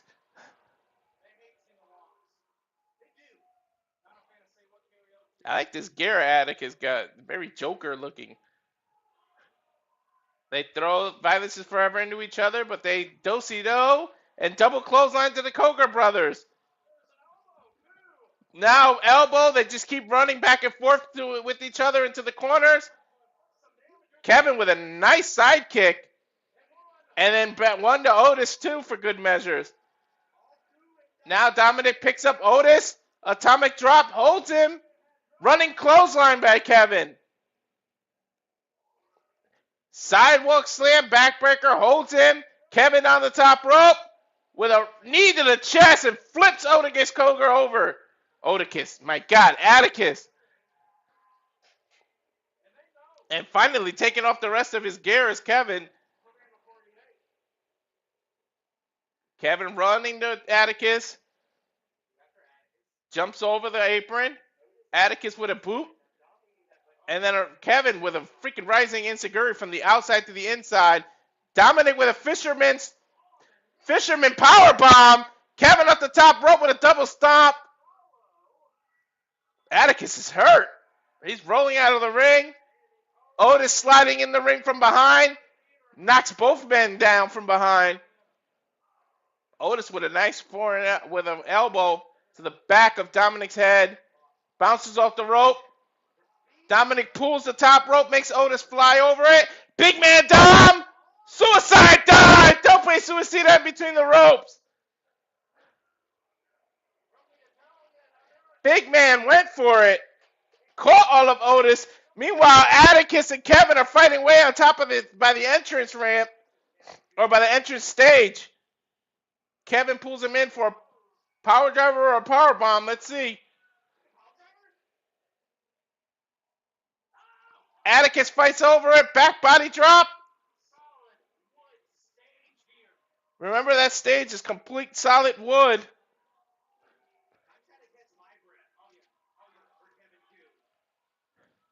Atticus comes down, meeting Dominic halfway. Dominic with a knee to Atticus. Meanwhile, Irish Whip into the ring, and then a senton bomb by Otis. Cover, but only gets a 2 count.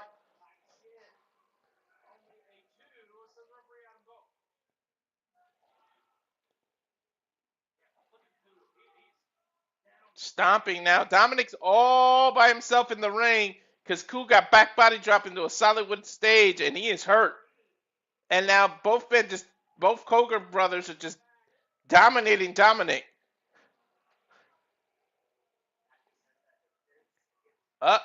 Puts him on the apron.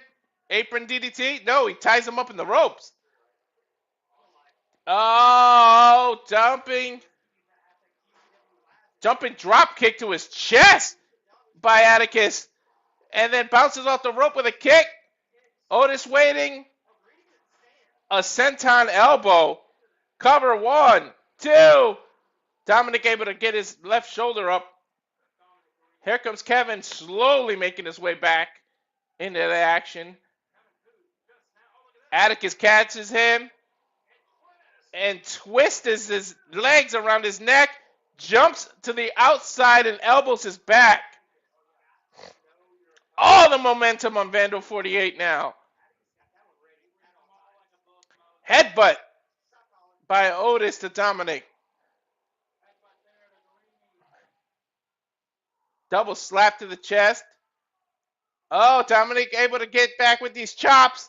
Otis is feeling those chops because he's backed up into the corner.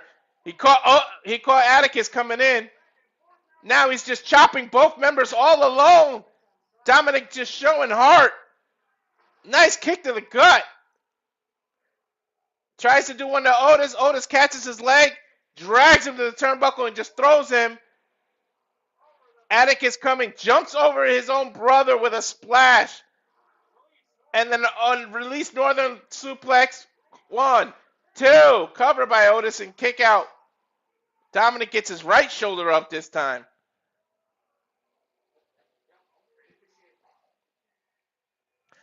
Otis is bleeding off his head after that damn headbutt. He caused his own bleeding. Now Cogers are in charge, taking their time, making Dominic think about what's about to happen. Double team. Meeting of the minds by Dominic, making them crash into each other. And now a backdrop suplex, double knee to Otis. Here comes Kevin. Kevin Koo with a running lariat by Atticus is in the corner. And now Dominic too. Here comes the train of lariats. 4, 5, 6 clotheslines. Now Kevin Koo coming out of one corner. Another clothesline. And then a running chop by Dominic. Has Atticus in the power driver position. Atticus fighting. And then Dominic turns it into a power bomb. Holds the cover. Gets a 2. And then turns it into a Boston Crab. A high angle Boston Crab. And Kevin Koo with an octopus stretch on the outside on Otis. This is almost the walls of Jericho the way Dominic has it on Atticus. And then a chokeslam on the apron by Otis. Otis sliding in, not going to let his brother tap out, which I doubt he was going to anyways. Slaps Dominic in the face. He just keeps saying, come on.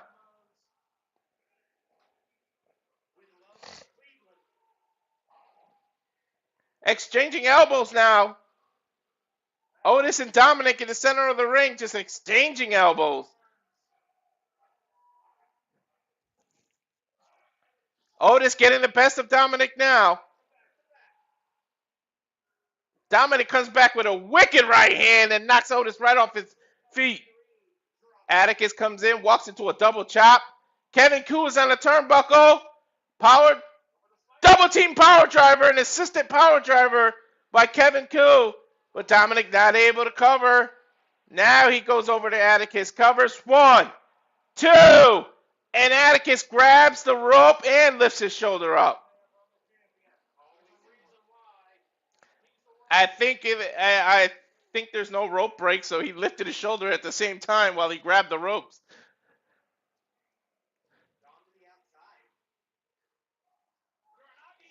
Uranagi by Otis to the freaking apron on Dominic.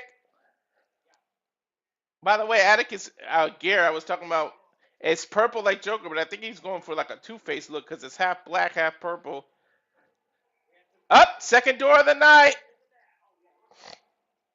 Kevin Koo comes diving and drop kicks Otis, but he didn't go anywhere. And then Kevin was stuck in between the ropes, and Atticus hit a moonsault off the turnbuckle and just caught Kevin. Now Otis is setting up a door bridge on the outside. He's got one chair, has the door set up on one chair. Everybody in the front row is getting out of the way.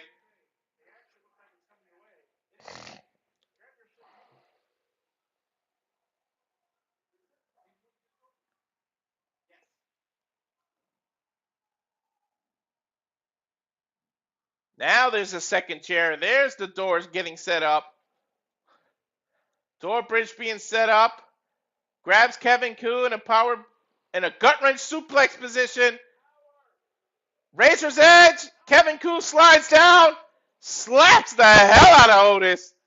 Sticks up his middle finger. Kevin Koo back into the inside of the rope. Runs into Atticus's elbow.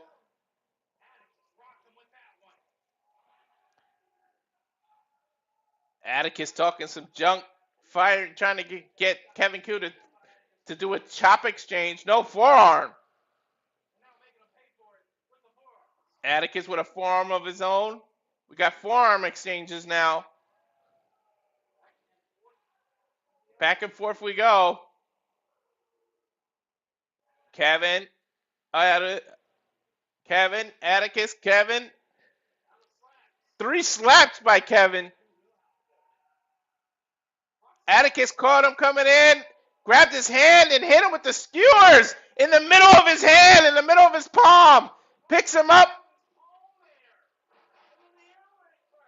And the Liera press cover 1, 2. Dominic comes in and knocks Otis into his brother, therefore breaking up the pin.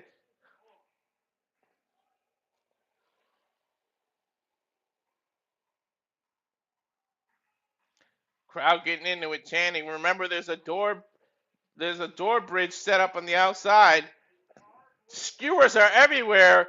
Dominic just threw the skewers at Atticus. And it picks Atticus up in a suplex position.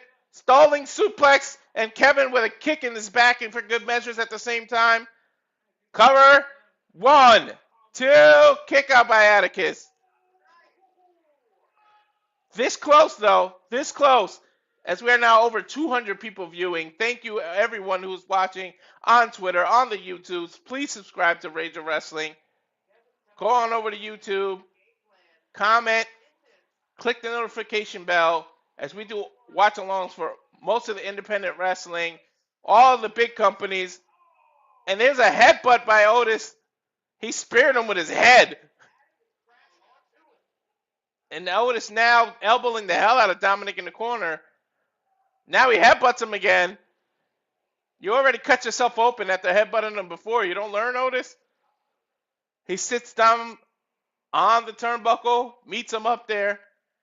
And remember that they are on the side of the ring that has the door bridge on the outside.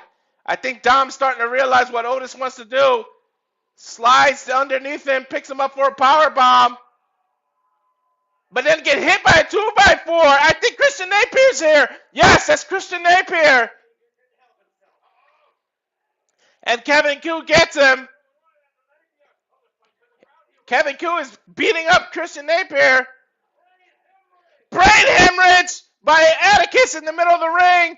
Otis climbs the rope. He's going to hit him with that moonsault. Moonsault to Dom. Cover. 1, 2, 3. And the Coker brothers win. But Kevin Q and Christian Napier are still fighting right by that door bridge. Christian Napier slides in the ring, and the Vandal 48 standing strong now.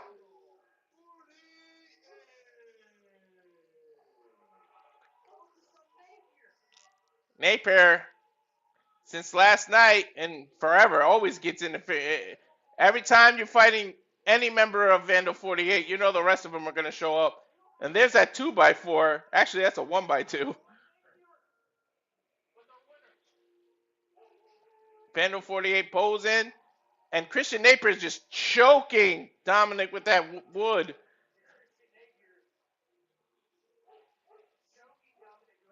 Kevin Q coming in, trying to fight all three members of Vandal 48. And they're all beating the hell out of Kevin Q now. Dom trying to protect Kevin, but Otis jumps on him, and Atticus throws some chairs in the ring. Some after the match shenanigans going on. But nobody's here to stop it. Who's going to help? Violence is forever. Otis grabs the chair, slaps it on the mat. Going to play baseball. Anakin Murphy came in with that plastic bag that he got choked with last night and a crowbar. And now the Coker brothers are backing up. And Napier. Dude's got a blade of some sort or a long crowbar. And the Christian Napier goes nose to nose with him. Just swing at him, Murphy. What are you doing? He lets Napier off the hook. I guess we're going to see that singles match coming down the line.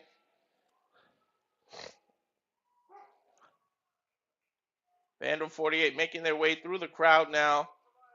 So that door bridge was set up and not even used in this match.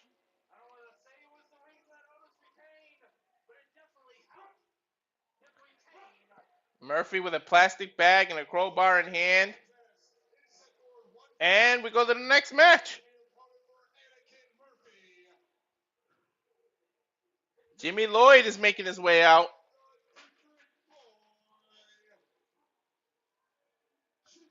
The sadistic boy, Jimmy Lloyd. Anakin Murphy just jumped on him. Anakin with a suicide dive, but gets caught in the Death Valley driver to the seats where the audience is sitting.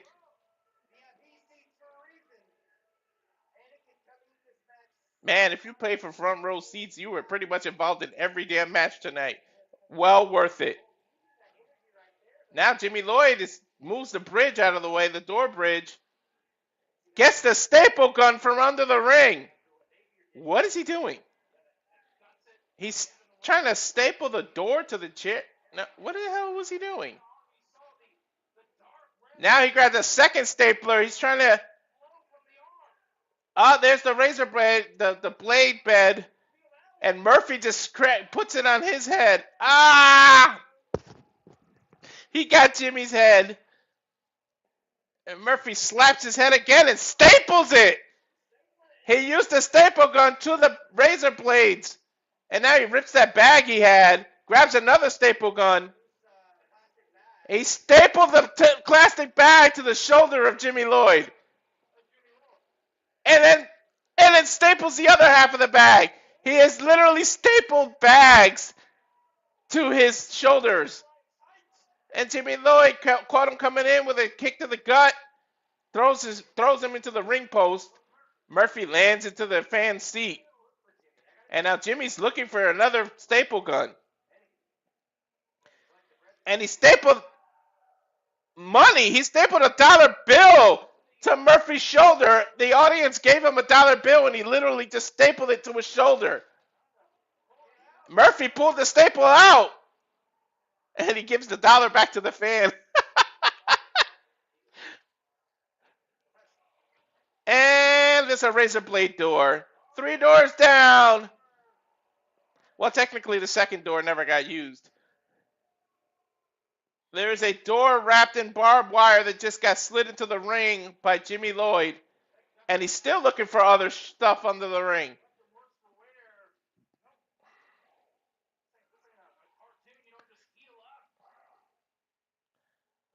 Now he slides Murphy in. There's skewers all over the ring. There's a 2x4, a steel chair, and now a door with razor blades. Or barbed wire, I should say. And Jimmy Lloyd just running elbow at Murphy. Picks up that bed of razors again. Puts it on Murphy's head and slaps it. Drives it in the head of Murphy, but it falls out. It doesn't stick the way it's stuck to Jimmy. I think he had too much hair. The hair helped him this time.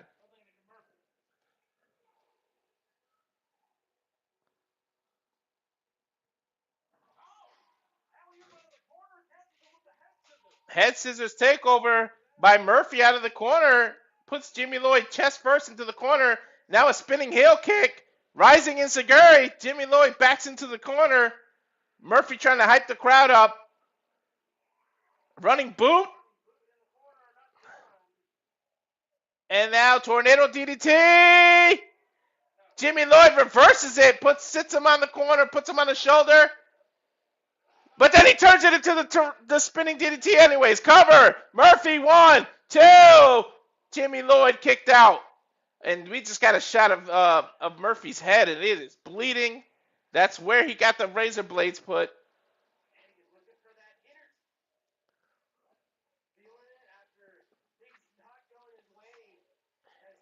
Murphy with these elbows to Jimmy Lloyd.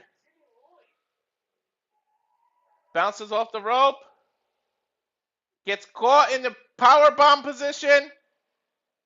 Razor's edge. Through the door bridge that was set up by the Cogers earlier. And Murphy's out of it. Holy shit.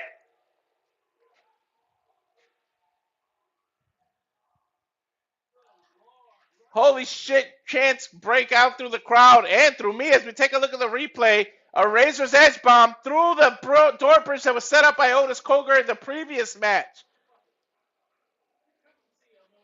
And you thought you forgot about that bridge. He throws Murphy in for a cover. Murphy able to kick out at 2. Hypes up, gets up, but then falls. Trying to pump himself up.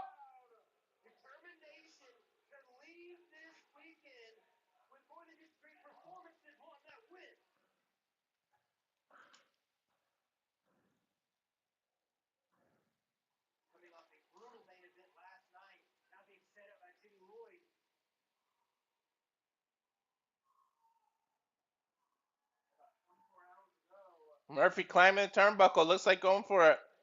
Nope, he just jumps. Blue Thunder Bomb by Jimmy through a chair. Cover. 1, 2. And not even with a goddamn chair does a Blue Thunder Bomb end the match. He literally Blue Thunder Bombed him through a chair. Now a running power driver. Cover. 1. Murphy kicked out at 1. Murphy kicked out at 1. Now he just Hadoukens the chair. Jimmy Lloyd jumping. Asahi moonsault, but he misses. And now Murphy senton bomb off the top rope. Sort of a coffin drop. Cover. What? No, what the hell happened? He got up. He didn't cover him. Backed into the corner. He's picking up Jimmy Lloyd by the hair. Slaps him on the back. Picks up a chair. Throws it. Oh my God, you can never do that on purpose again. It's stuck right on his neck in the opening. You couldn't do that again if you tried. Jimmy Lloyd falls. There's the barbed wire door. He lays it on Jimmy's stomach. Jimmy trying to fight his way out of it, but he's caught up in the barbed wire part of the door. Now Murphy climbs. Oh, senton through the door, but it didn't break. 1, 2, 3. He got the 3 anyways, but the door is still intact, but the barbed wire went through him. Anakin Murphy able to get the victory. So he's 1-1 this weekend. Jimmy Lloyd, the table or the door just came off of him, and he is really tied up in the barbed wire. It is all over his body and his arm. As you take a look at the replay, a coffin dropped from the rope onto that door. He covered him. Now he's trying to get the barbed wire off his body, but it's making it worse. Ow! Murphy making the crowd acknowledge Jimmy Lloyd. Jimmy Lloyd just got up and gave him a fist bump. And Murphy has something to say. I'm guessing it's towards Christian Napier.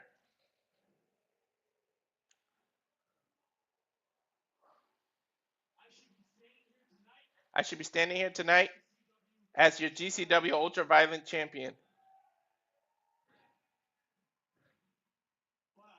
But I'm not because of pump bitch Christian Napier.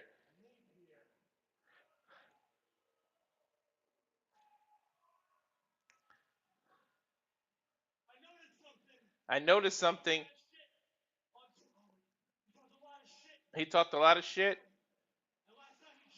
And last night, he jumped me from behind. And when they're face to face, what did he do? He backed up.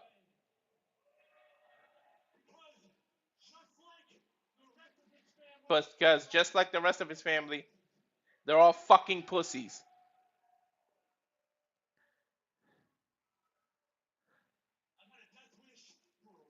I've had a death wish for a real long time.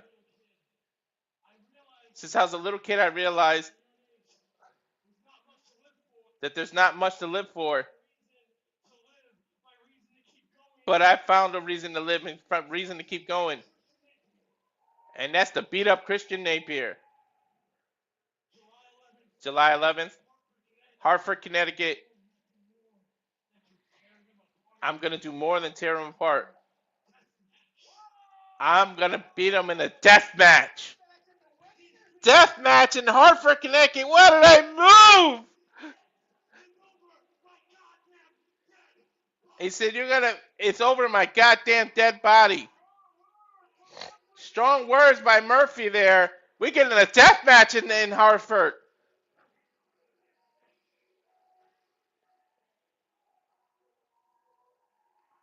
Christian Napier, Anakin Murphy, Saturday, July 11th, 8 p.m. Eastern, the Webster in Hartford. You only die once. A fucking death match now. And yes, we are covering that here at the Simply Reliable Studios.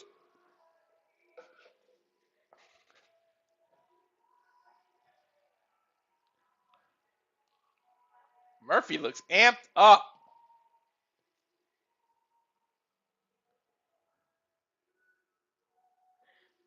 Return to Anchorage, October 3rd, Saturday. GCW returns to Alaska in October. It's going to be dark as shit and cold. You guys can go to Anchorage, Alaska, but you can't come to Sacramento, California, so I can go see you. Come on, Brett. Get Sacramento. It's a beautiful arena.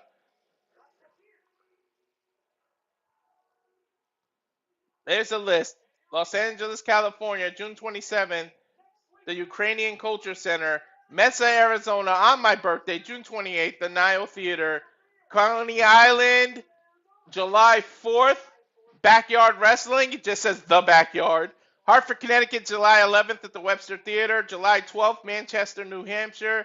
Dallas, Texas, July 18th. Tulsa, Oklahoma, July 19th. July 26th, Ridgefield Park, New Jersey. July 31st, Omaha, Nebraska. August 1st and 2nd, Minneapolis, Minnesota on First Avenue. August 6th, Osbury Park, New Jersey, House of Independence. Atlanta City, New Jersey, the Showboat, August 15th and 16th. And October 3rd, Anchorage, Alaska, in the Arctic Rec Center.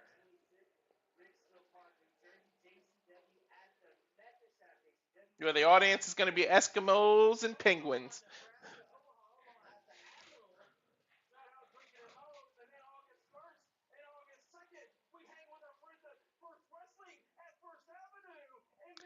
I'm looking forward to that July 11th and especially the August 1st and 2nd in Minneapolis. They're going to turn it on because, of course, you know that's August. That SummerSlam will be in town the very. Or when is SummerSlam? Now I got to look that up. JJ, when's SummerSlam?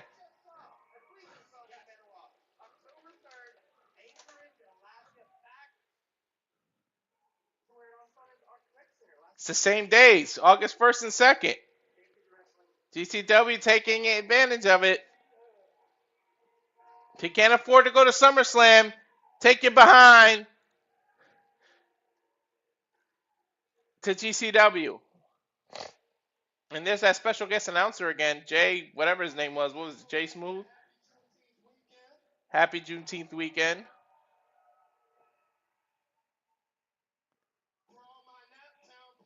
For all my Neptown people, next year we on your ass. And for my little brother Jordan Saint, this is your city.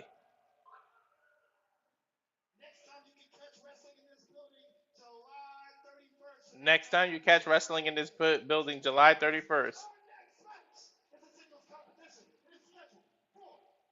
Next match is scheduled for one fall.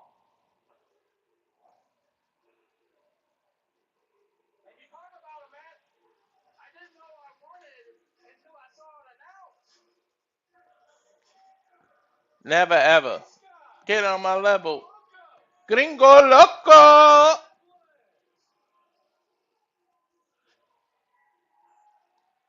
Never ever.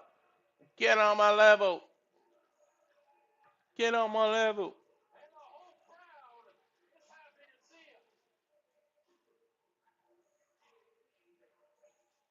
Hometown crowd, happy to see Gringo Loco. Soon to be a new father. Okay, I thought his wife had his baby. That's why he wasn't available yesterday, but he's here tonight in Indianapolis.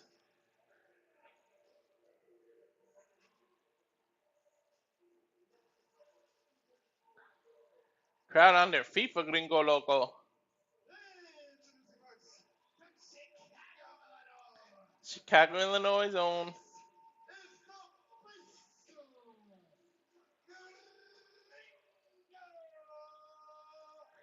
All right, let me find out you can roll your R's, Jay.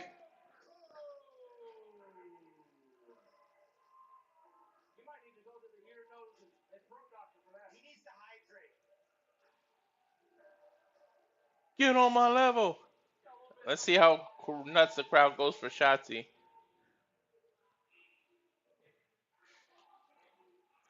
The independent queen.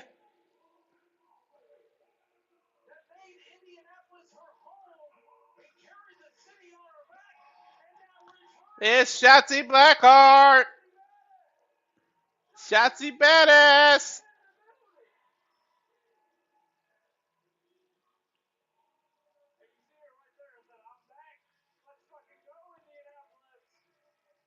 She actually lives in Indianapolis now? Okay.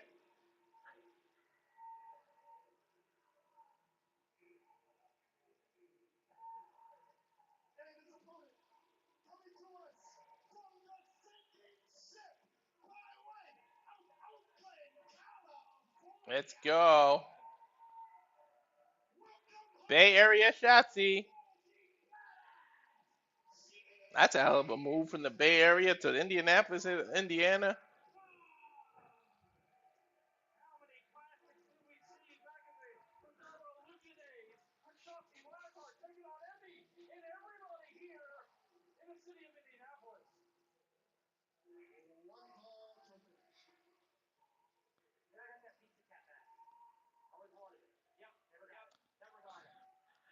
There we go. Let's ring this bell. Love to see Shotzi style versus this lucha libre style that Gringo uses.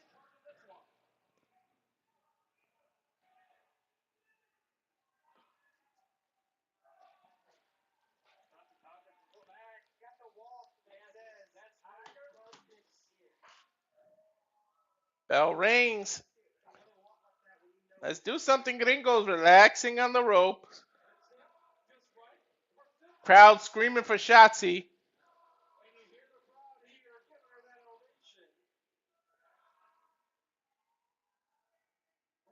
They're shaking hands. Nope, middle finger by Gringo. A fuck are you, Shotzi? Gringo doing what you should never do, turning his back on your opponent. But they're just messing with the crowd. Haven't even touched yet. And the crowd's going nuts. Now Shotzi with the middle finger back to Gringo.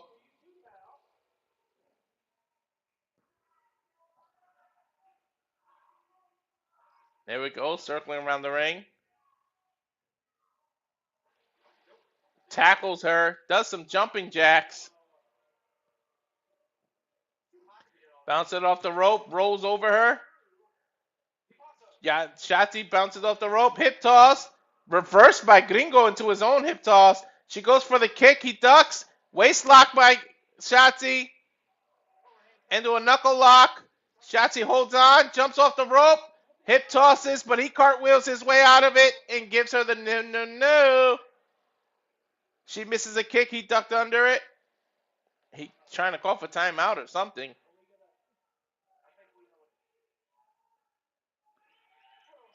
Doing his sexy boy dance. Shotzi tries to kick him again. Duck under his punch. Back suplex. She flips over. Almost landed on her feet. But I don't think Gringo notices. Turns around. She's up. She does her own sexy dance. And it looks a lot better on Shotzi. No offense, Gringo. We love you, boy. But yeah, Shotzi doesn't it look way better. Running head scissors takeover. Gringo slides out of the ring. Shotzi hyping up, jumping off the rope. Dives from the bottom rope into Gringo and into the chairs.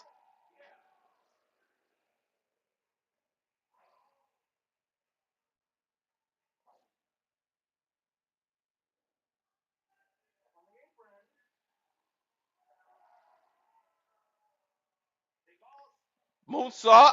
Oh, gets caught. Picks her up. Power bomb on the apron. And bounces her head and neck off the bottom rope as well. Gringo leaning into the heel today.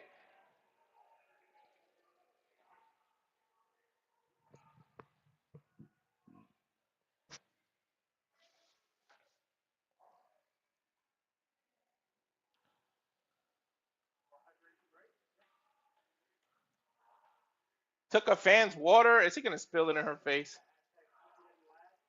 Asks for a beer. Another fan gives him a beer. Gringo showing the bear off. Smacks Shotzi in the head with a beer can. And then drinks the rest of the beer. He gave it back to the fan, but damn, he just wasted probably, what, 18 bucks? Probably 10, 11 bucks for that beer. Rolls her in, cover, one. She kicked out at one, got her left shoulder right up. Gringo looks frustrated now.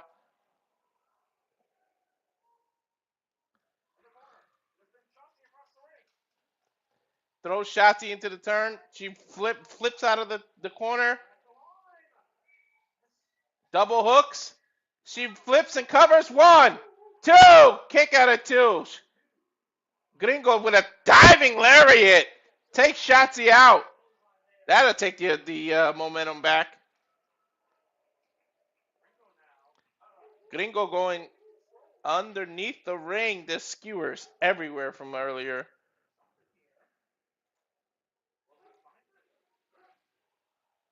What is he looking for? Tosses one chair in the ring. He's going around each side of the apron looking for something. Gets another chair. 2 chairs. There's a door down there, but he didn't grab the door. Throws the chair down, trying to get the crowd into it. Slides the chair towards Shotzi. Grabs Shotzi's head. Bounces her off the rope. Ducks for her, but she kicks him in the jaw. Now picks her up for a Death Valley driver position. But he let her land on her feet and then did a inverted DDT with the back of her head hitting the chair. Cover, 1, 2, she kicked out. Gingerly kicked out, but she kicked out.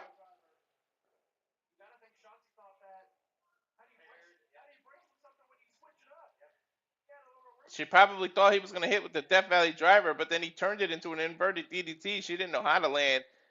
Now with a couple of body shots by Shotzi. Bounces off the rope. Dove into Gringo. Gringo caught her. Picked her up. Oh, an F5.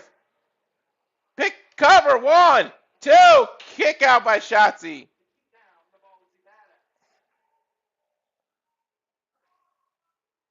Gringo clapping.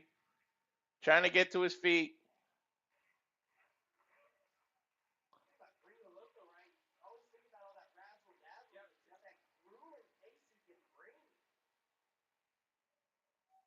Pulls her.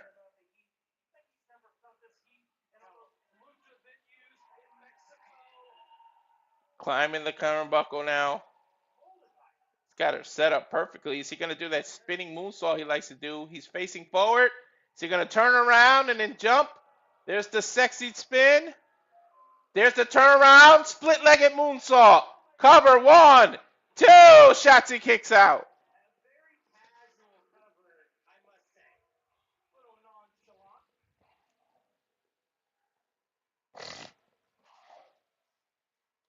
Crowd getting into it, trying to fire Shotzi up. Gringo picking her up by the hair, sits her on the turnbuckle. Drapes her over the turnbuckle. Right hand. Meets her up. I think he's going to do that jumping Hurricane Rana. He's going to bounce off the ropes into a head scissor takeover. Nope, he grabs her into a superplex position. Hooking her up for the superplex. Picks her up. Oh, into a brainbuster off the top turnbuckle. Cover Shotzi. 1, 2. Shotzi kicks out the very last second. She kicked out of a brainbuster, a super brainbuster. Sort of a Michinoku driver, actually. And she's ever defiant, sticks up her middle finger and just rolls away from Gringo. Gringo stomps on her. Taking off the belt that's part of his gear. Think he's going to choke her. Turns her around. Sort of a camel clutch position and just choking her. With that belt. Lets her go. I think somebody's going to get spanked. Oh, right across her back. Calls for it again. Whips her across her back again.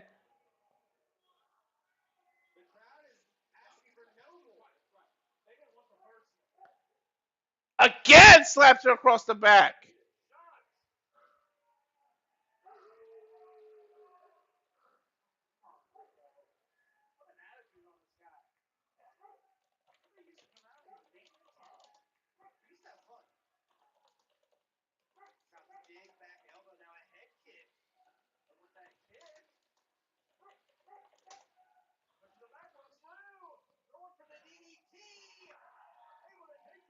Tornado DDT by Gringo Loco. Oh, sorry, by Shotzi to Gringo.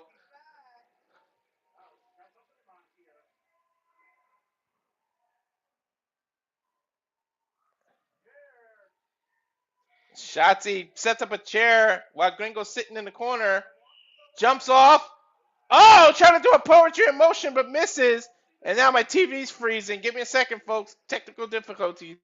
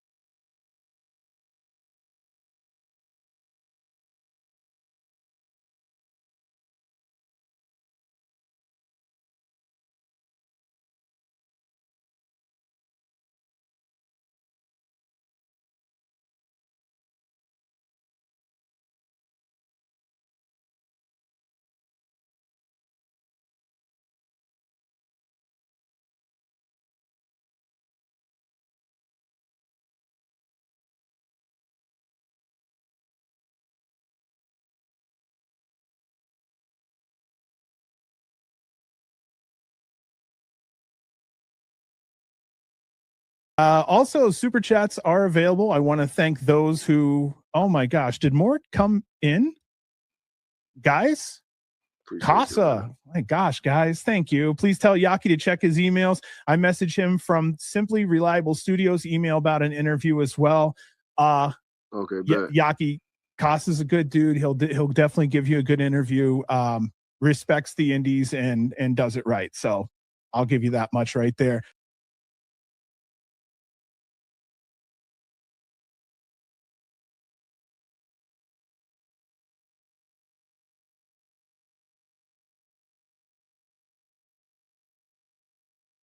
Sorry about that, folks. Thanks for doing that, JJ. I had some technical difficulty. Now we're back. And the Tornado DDT replay by Shotzi. I don't know why the app does this every now and then. You can hear the action, but you can't see what's happening anymore, and it freezes. Shotzi first to her feet. Double clothesline here. I don't know why the ref counts to 10 when they're both down. If it's a no DQ, no nothing match, why would you end it in a draw in a hardcore kind of match? Shotzi jumps off the rope into a destroyer. Covers Gringo. 1, 2. Gringo able to lift up his left shoulder. Barely.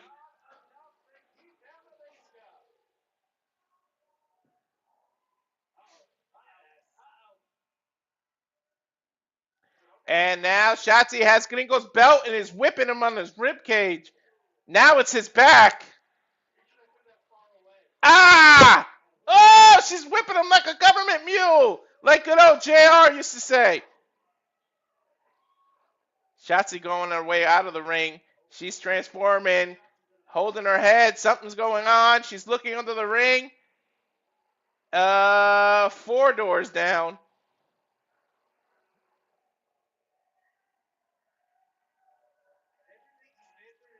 She looks like she's got something in her brain because she is smiling.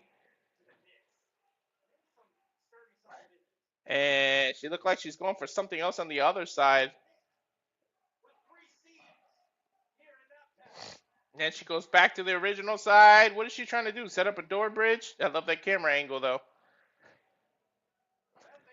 Slice the chair in.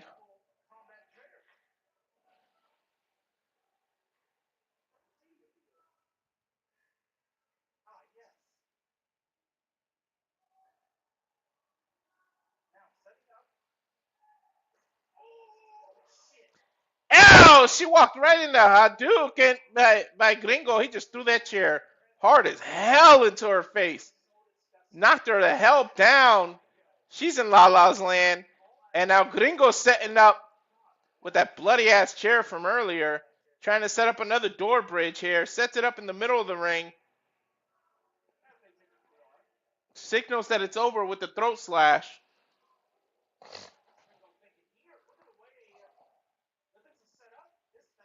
That door's kind of far. What are you guys going to do from this turnbuckle? It's a weird angle because the chair is what's angled at you. He's going to do that twisting Hurricane Rana that he does, isn't he? He's picking both him and Shotzi up. He's going to do that springboard Spanish fly through that door. She reverses it and just launches and flips him through the door. And he cleared the chair. 1, 2, 3. Got the 3 count. Shotzi, he was going to go for the springboard Spanish fly. She jumped into his arms and literally arm dragged him off the rope. Made him clear the chair and go right through the door and gets the 3. Look at that replay. She literally jumped and just launched him inches from that chair. That could have been disastrous. Shotzi, the ballsy badass, gets a victory over Gringo Loco. What a fucking match. Holy shit.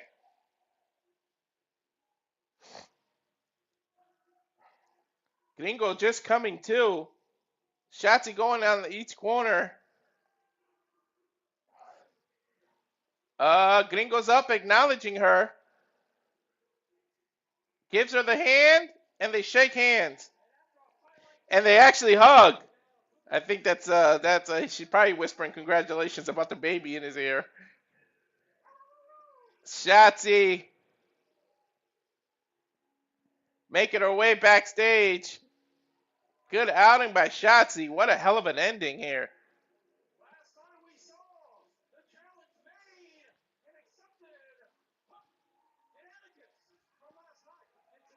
Now we're showing that Hook made the challenge to Atticus. Atticus accepted it. So we're going to get Hook and Atticus Cogar for the GCW World Title, as we're showing the match between Hook and Joey Janela last night. Race against time. So while they're going through a package, let's go through our watch along commercial one more time. 269 people watching. We got new people. Thank you for joining and watching. Here's everything coming up on the Simply Reliable Studios. And now for a taste of things to come.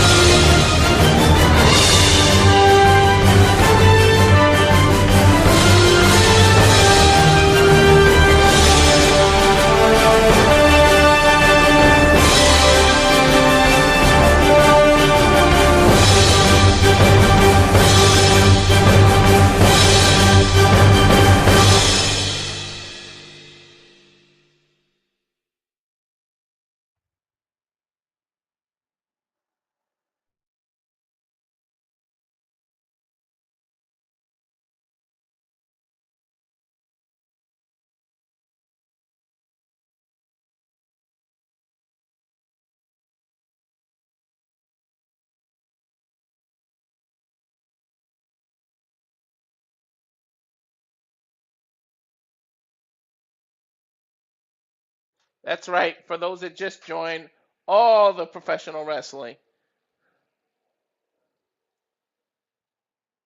And this time, what's going on? Whose music is that?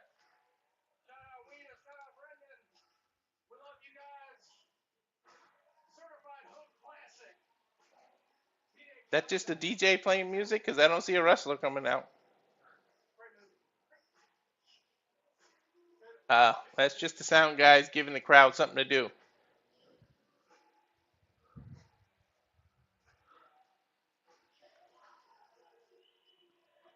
Oh no, that's Teenage Dirtbag.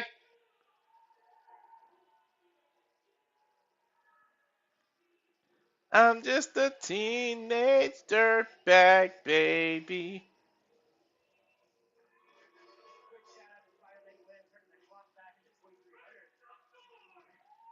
Okay, what is this?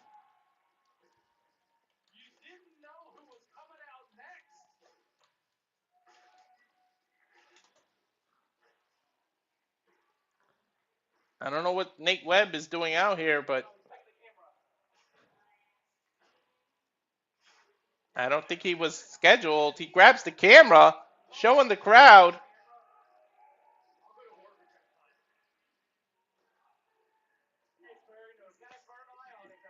He's just bringing the camera everywhere. I'm just a teenager. What is Nate Webb doing? He literally went through the crowd, chilling at the bar. He's trying to get a drink, but there's no bartender. There she is. I need a beer. She gives him 2. Oh, nope. She opened it for him. The hell's Nate Webb doing? He's just toasting everybody with a beer.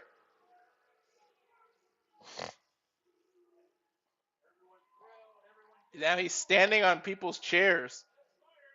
He's drinking the beer, and is he making his way back a little? What the hell is Nate Webb doing out here? Gets in the ring. Is this an impromptu match, or is this just... Please tell me Nick fucking Gage comes out and we get an impromptu match. Spider Nate Webb versus Nick fucking Gage. Imagine that.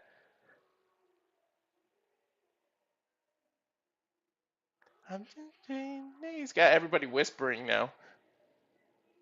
I'm just a teenage dirtbag, baby. Now he wants them to get loud.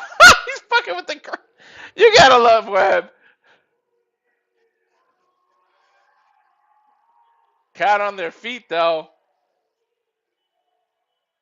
Wrestling is pure entertainment. You gotta have entertainment with the hardcore wrestling. Give a break from all the blood.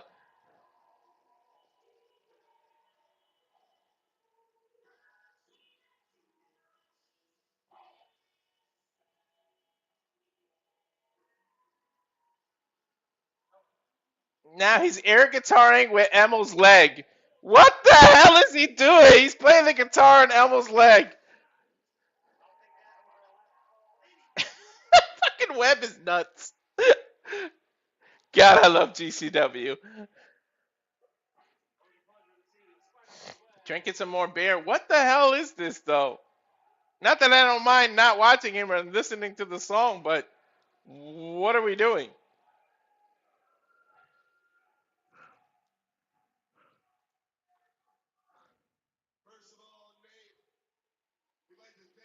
First of all, Nate, we'd like to thank you. We're back in your hometown, Indianapolis.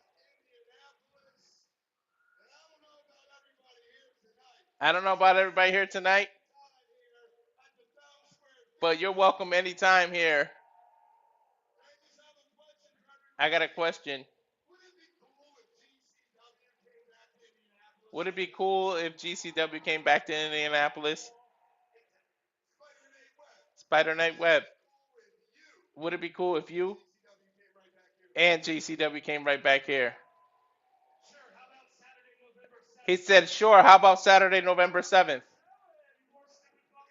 Any more stupid fucking ideas?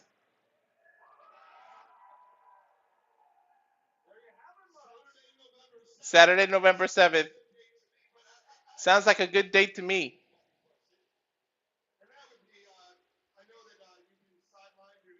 He said, I know you're sidelined due to injury.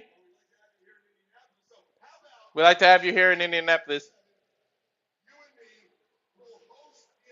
How about Saturday, November 7th? We host the event here in Indianapolis together.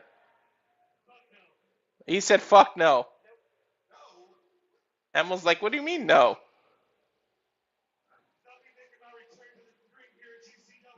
He said, because I'll be making my return to the ring because I'll be cleared by then. So you don't want to host. You want to fight. I'll be wrestling here in this ring, in this same arena, November 7th. Which is also my birthday week. Stop the clock. We have another Indianapolis wrestling. Scotty Vortex.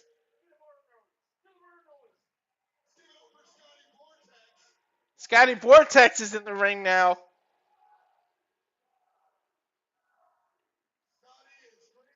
Scotty, good to see you.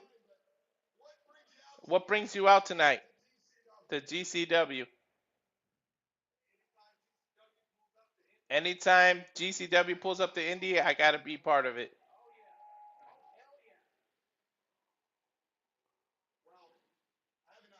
I have an idea, Emil says. Nate doesn't want to co-host. He wants to wrestle. Vortex. How about you and I co-host?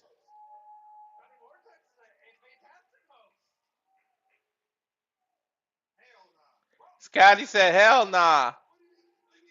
What do you mean, hell no?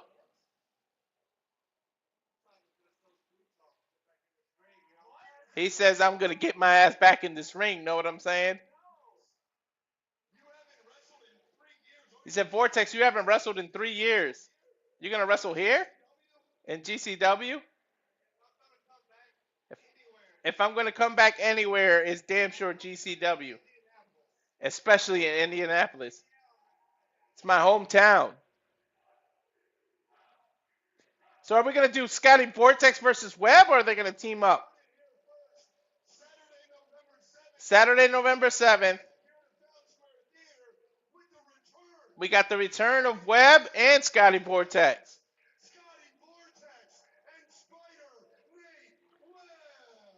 I'm not sure if they're going to book a tag team match or a one-on-one, but we got an announcement already, months ahead.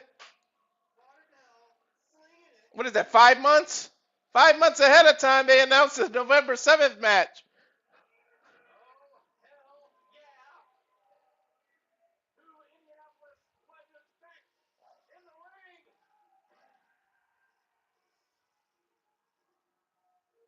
Why is Stone Cold Steve Austin's music playing?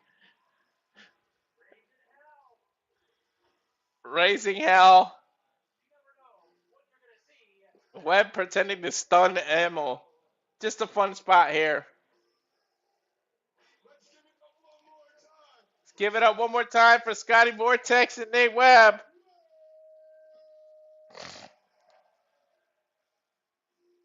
They're literally playing Stone Cold's theme.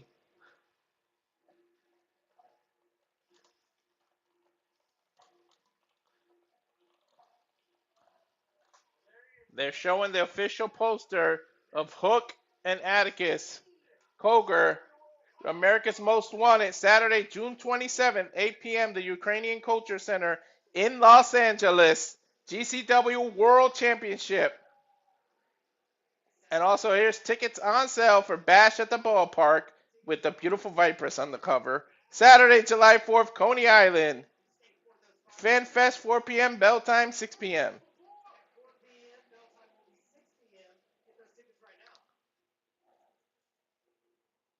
And then GCW Hartford, tickets on sale Saturday, July 11th, Webster Theater. And my ass moved.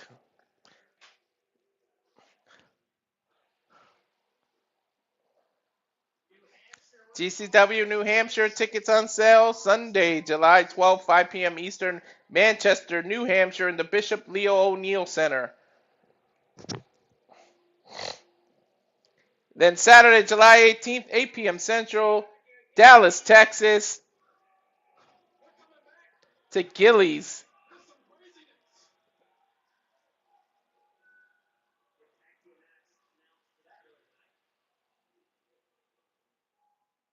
And then GCW Tulsa, Oklahoma, tickets on sale now. This is for Sunday, July 19th, 5 p.m. Central Time, in the Property Event Center, Broken Arrow, Oklahoma.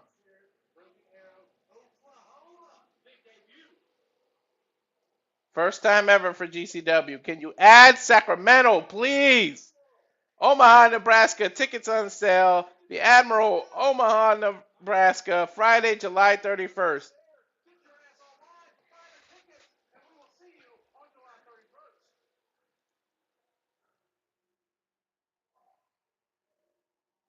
And then Minneapolis, tickets on sale Saturday, August 1st, First Avenue, Minneapolis, Minnesota.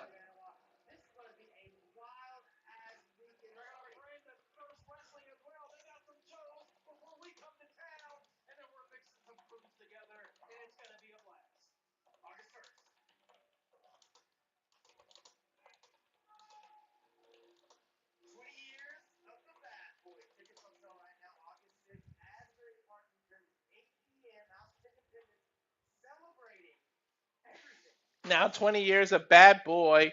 Tickets on sale for Asbury Park, New Jersey, 8 p.m. August 6th.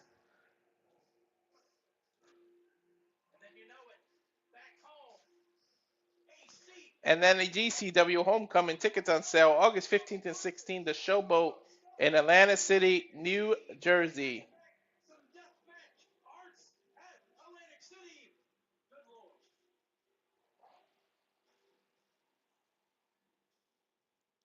And then the return to Anchorage, Alaska, Saturday, October 3rd.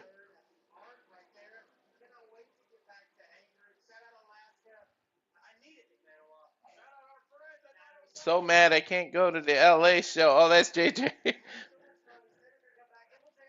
I would be pissed too.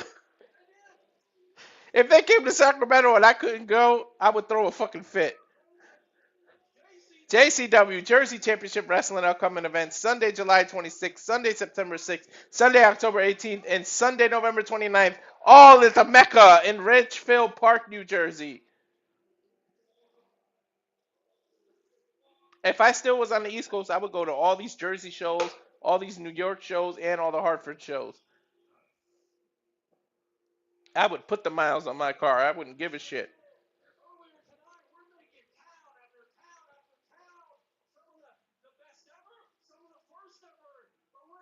I'm mad I can't go to LA either, man. That's the whole other side of the state, and it's the day before my birthday. I would love to go.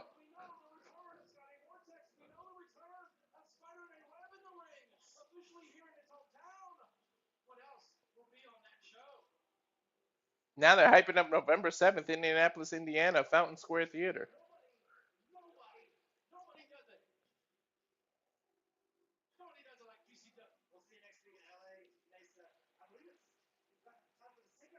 Let's go. Is it main event time? Do we only have one match left?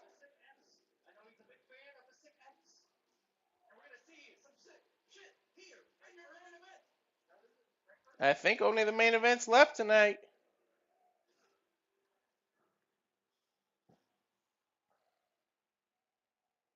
Beer is spilt all over the arena. And there's some light tubes.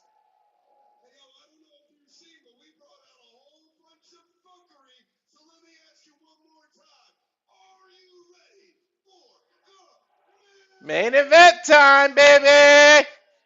And there are light posts everywhere. Or sorry, light tubes.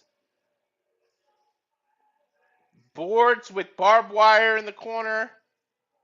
They're trying to dry up the beer. Dale Patrick versus Dr. Redacted. Here we go.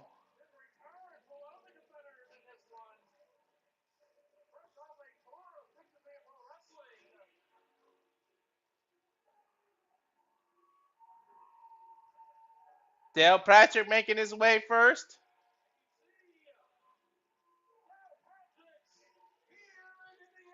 Our boy, Dr. Redacted. This is going to be a hell of a match. I can tell by the way it's set up. Just the weapons that are out there. I'm telling you guys, whoever makes these light tubes are making a killing off GCW alone. They're probably the only thing keeping them in business.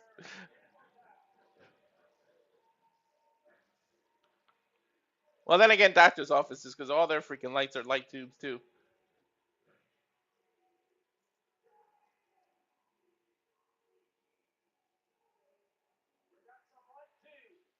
Del Patrick takes off his shirt. Oh, God. It's got no sleeves, and he's going to go through all these light tubes. And here comes Dr. Redacted, scrubs and all. There's some big people in the front row, too. He's going to push the shit out of all these people.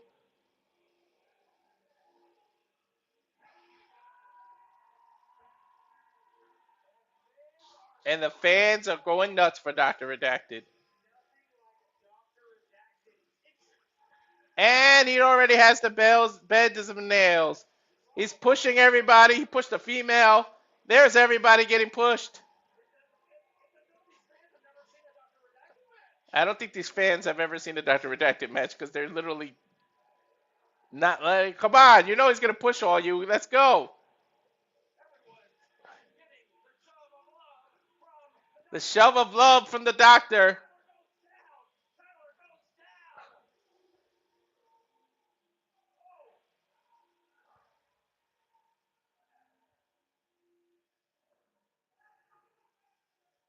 Oh, he knocked 3 people down at once.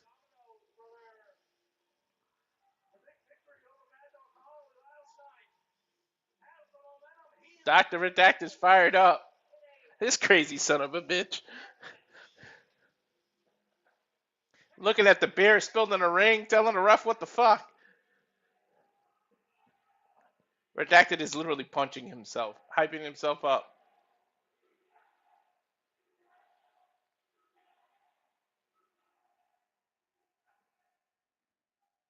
This is the main event for GCW. Last one's left. It is a singles bout set for one fall. One fall! And it is a fucking death match. Fucking death match. Ringing the bell rings, the referee in charge of the action is Dude, Patrick's already has the fucking light tubes in his hand. introducing first in the corner to my left, fighting out of Indianapolis, Indiana. Hometown man, Dale Patricks. The demon of death, the death match jackass. This is Dale Patrick. Excuse me.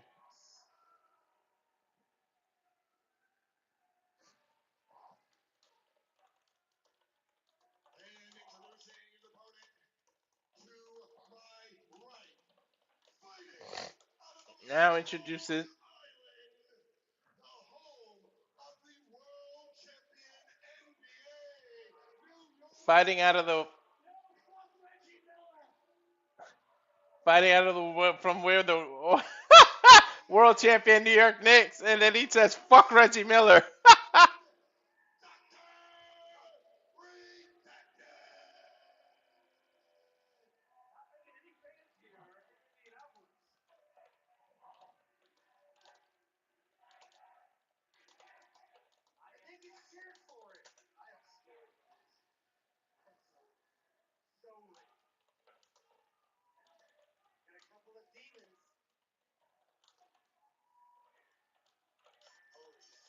Bell rings.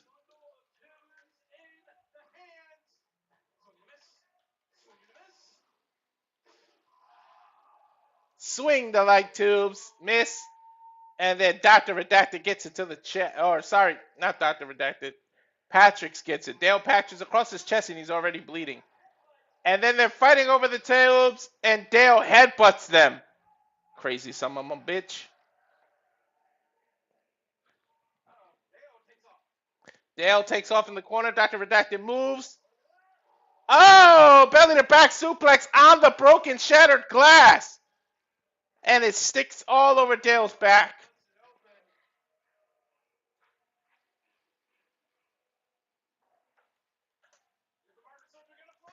Suicide dive by Dr. Redacted, but he runs right into a freaking chair by Dale Patricks. Dale is bleeding bad already with those light tubes to the chest.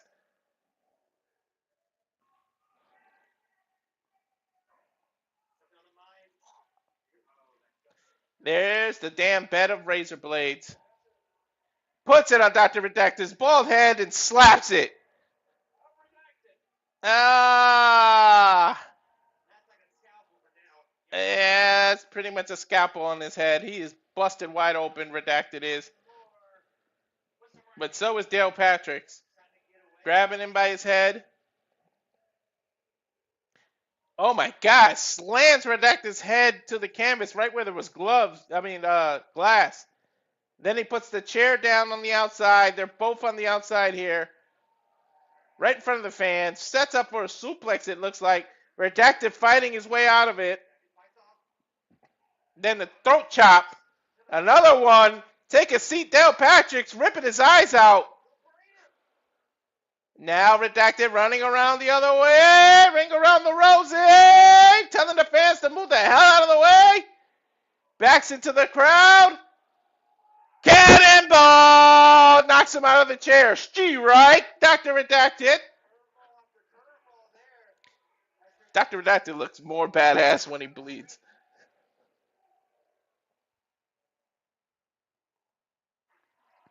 Then he just throws the chair at him.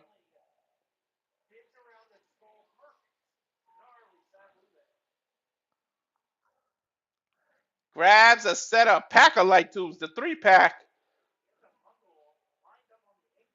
Got it lined up on the apron. I don't know what the hell is on his mind, but he grabs Dale.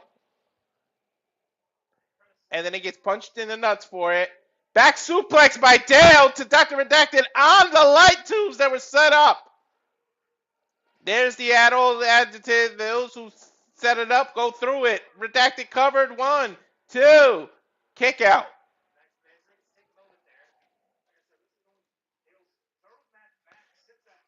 And I like to take this time while we get a little break in the match to thank the near 300 of you that are watching. Please, if you can, subscribe to Rager Wrestling on YouTube. Subscribe to Casa de 18 Studios. Subscribe to the at SRS Studios 2024 on the X. Those of you that are watching on X, switch over to YouTube. Just subscribe. You can jump right back on the X, but we need the support to continue to do what we love, and we can't do it without you and your support. So thank you for those that are watching. And tell a friend to tell a friend to tell a friend. As Dr. Redacted does that bulldog choke that he likes to do, then slam. Nope, reverse. Bounces off the top rope, suplex, cover. 1, 2. There's literally glass bouncing everywhere off the mat.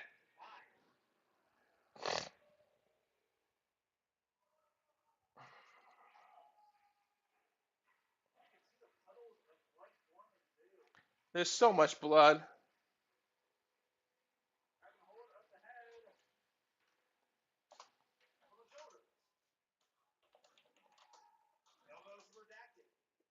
Redacted slides down Dale's back, running European uppercut.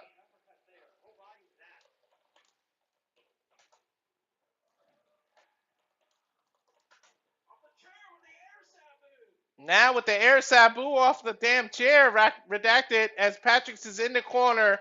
Cannonball, she right, cover.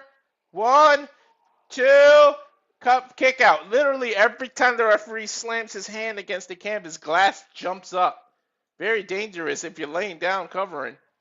Can get that glass right in your eye. Redacted rolls out of the ring, grabs a chair. What the hell's on his mind?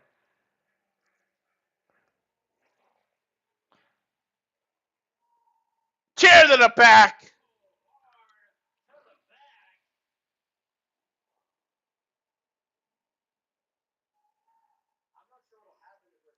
Redacted setting up some kind of bridge. It's gonna be a light tube bridge. It's got 2 chairs set up.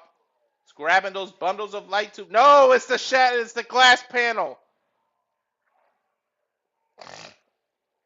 And there's blood all over that glass already. There it is. Sets up the door bridge. Double axe handle by Redacted.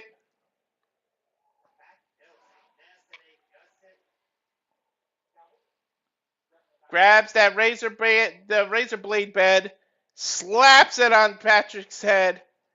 Now slaps it on his back. Ow! As if he's not bleeding through enough stuff. Puts his face on the glass and is climbing the ropes. There's so much blood Dale Patrick is losing. He grabs a light tube, slaps Dr. Redacted in the head with it.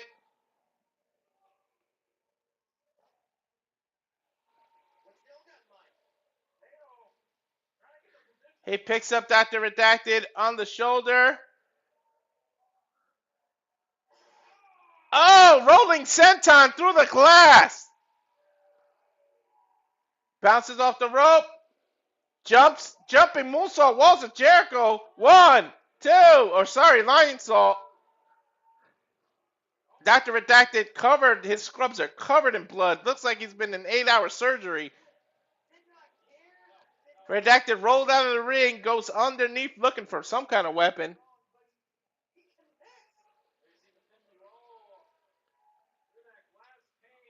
As they go to the replay of the glass plane roll, now there's just barbed wire connected through some kind of board.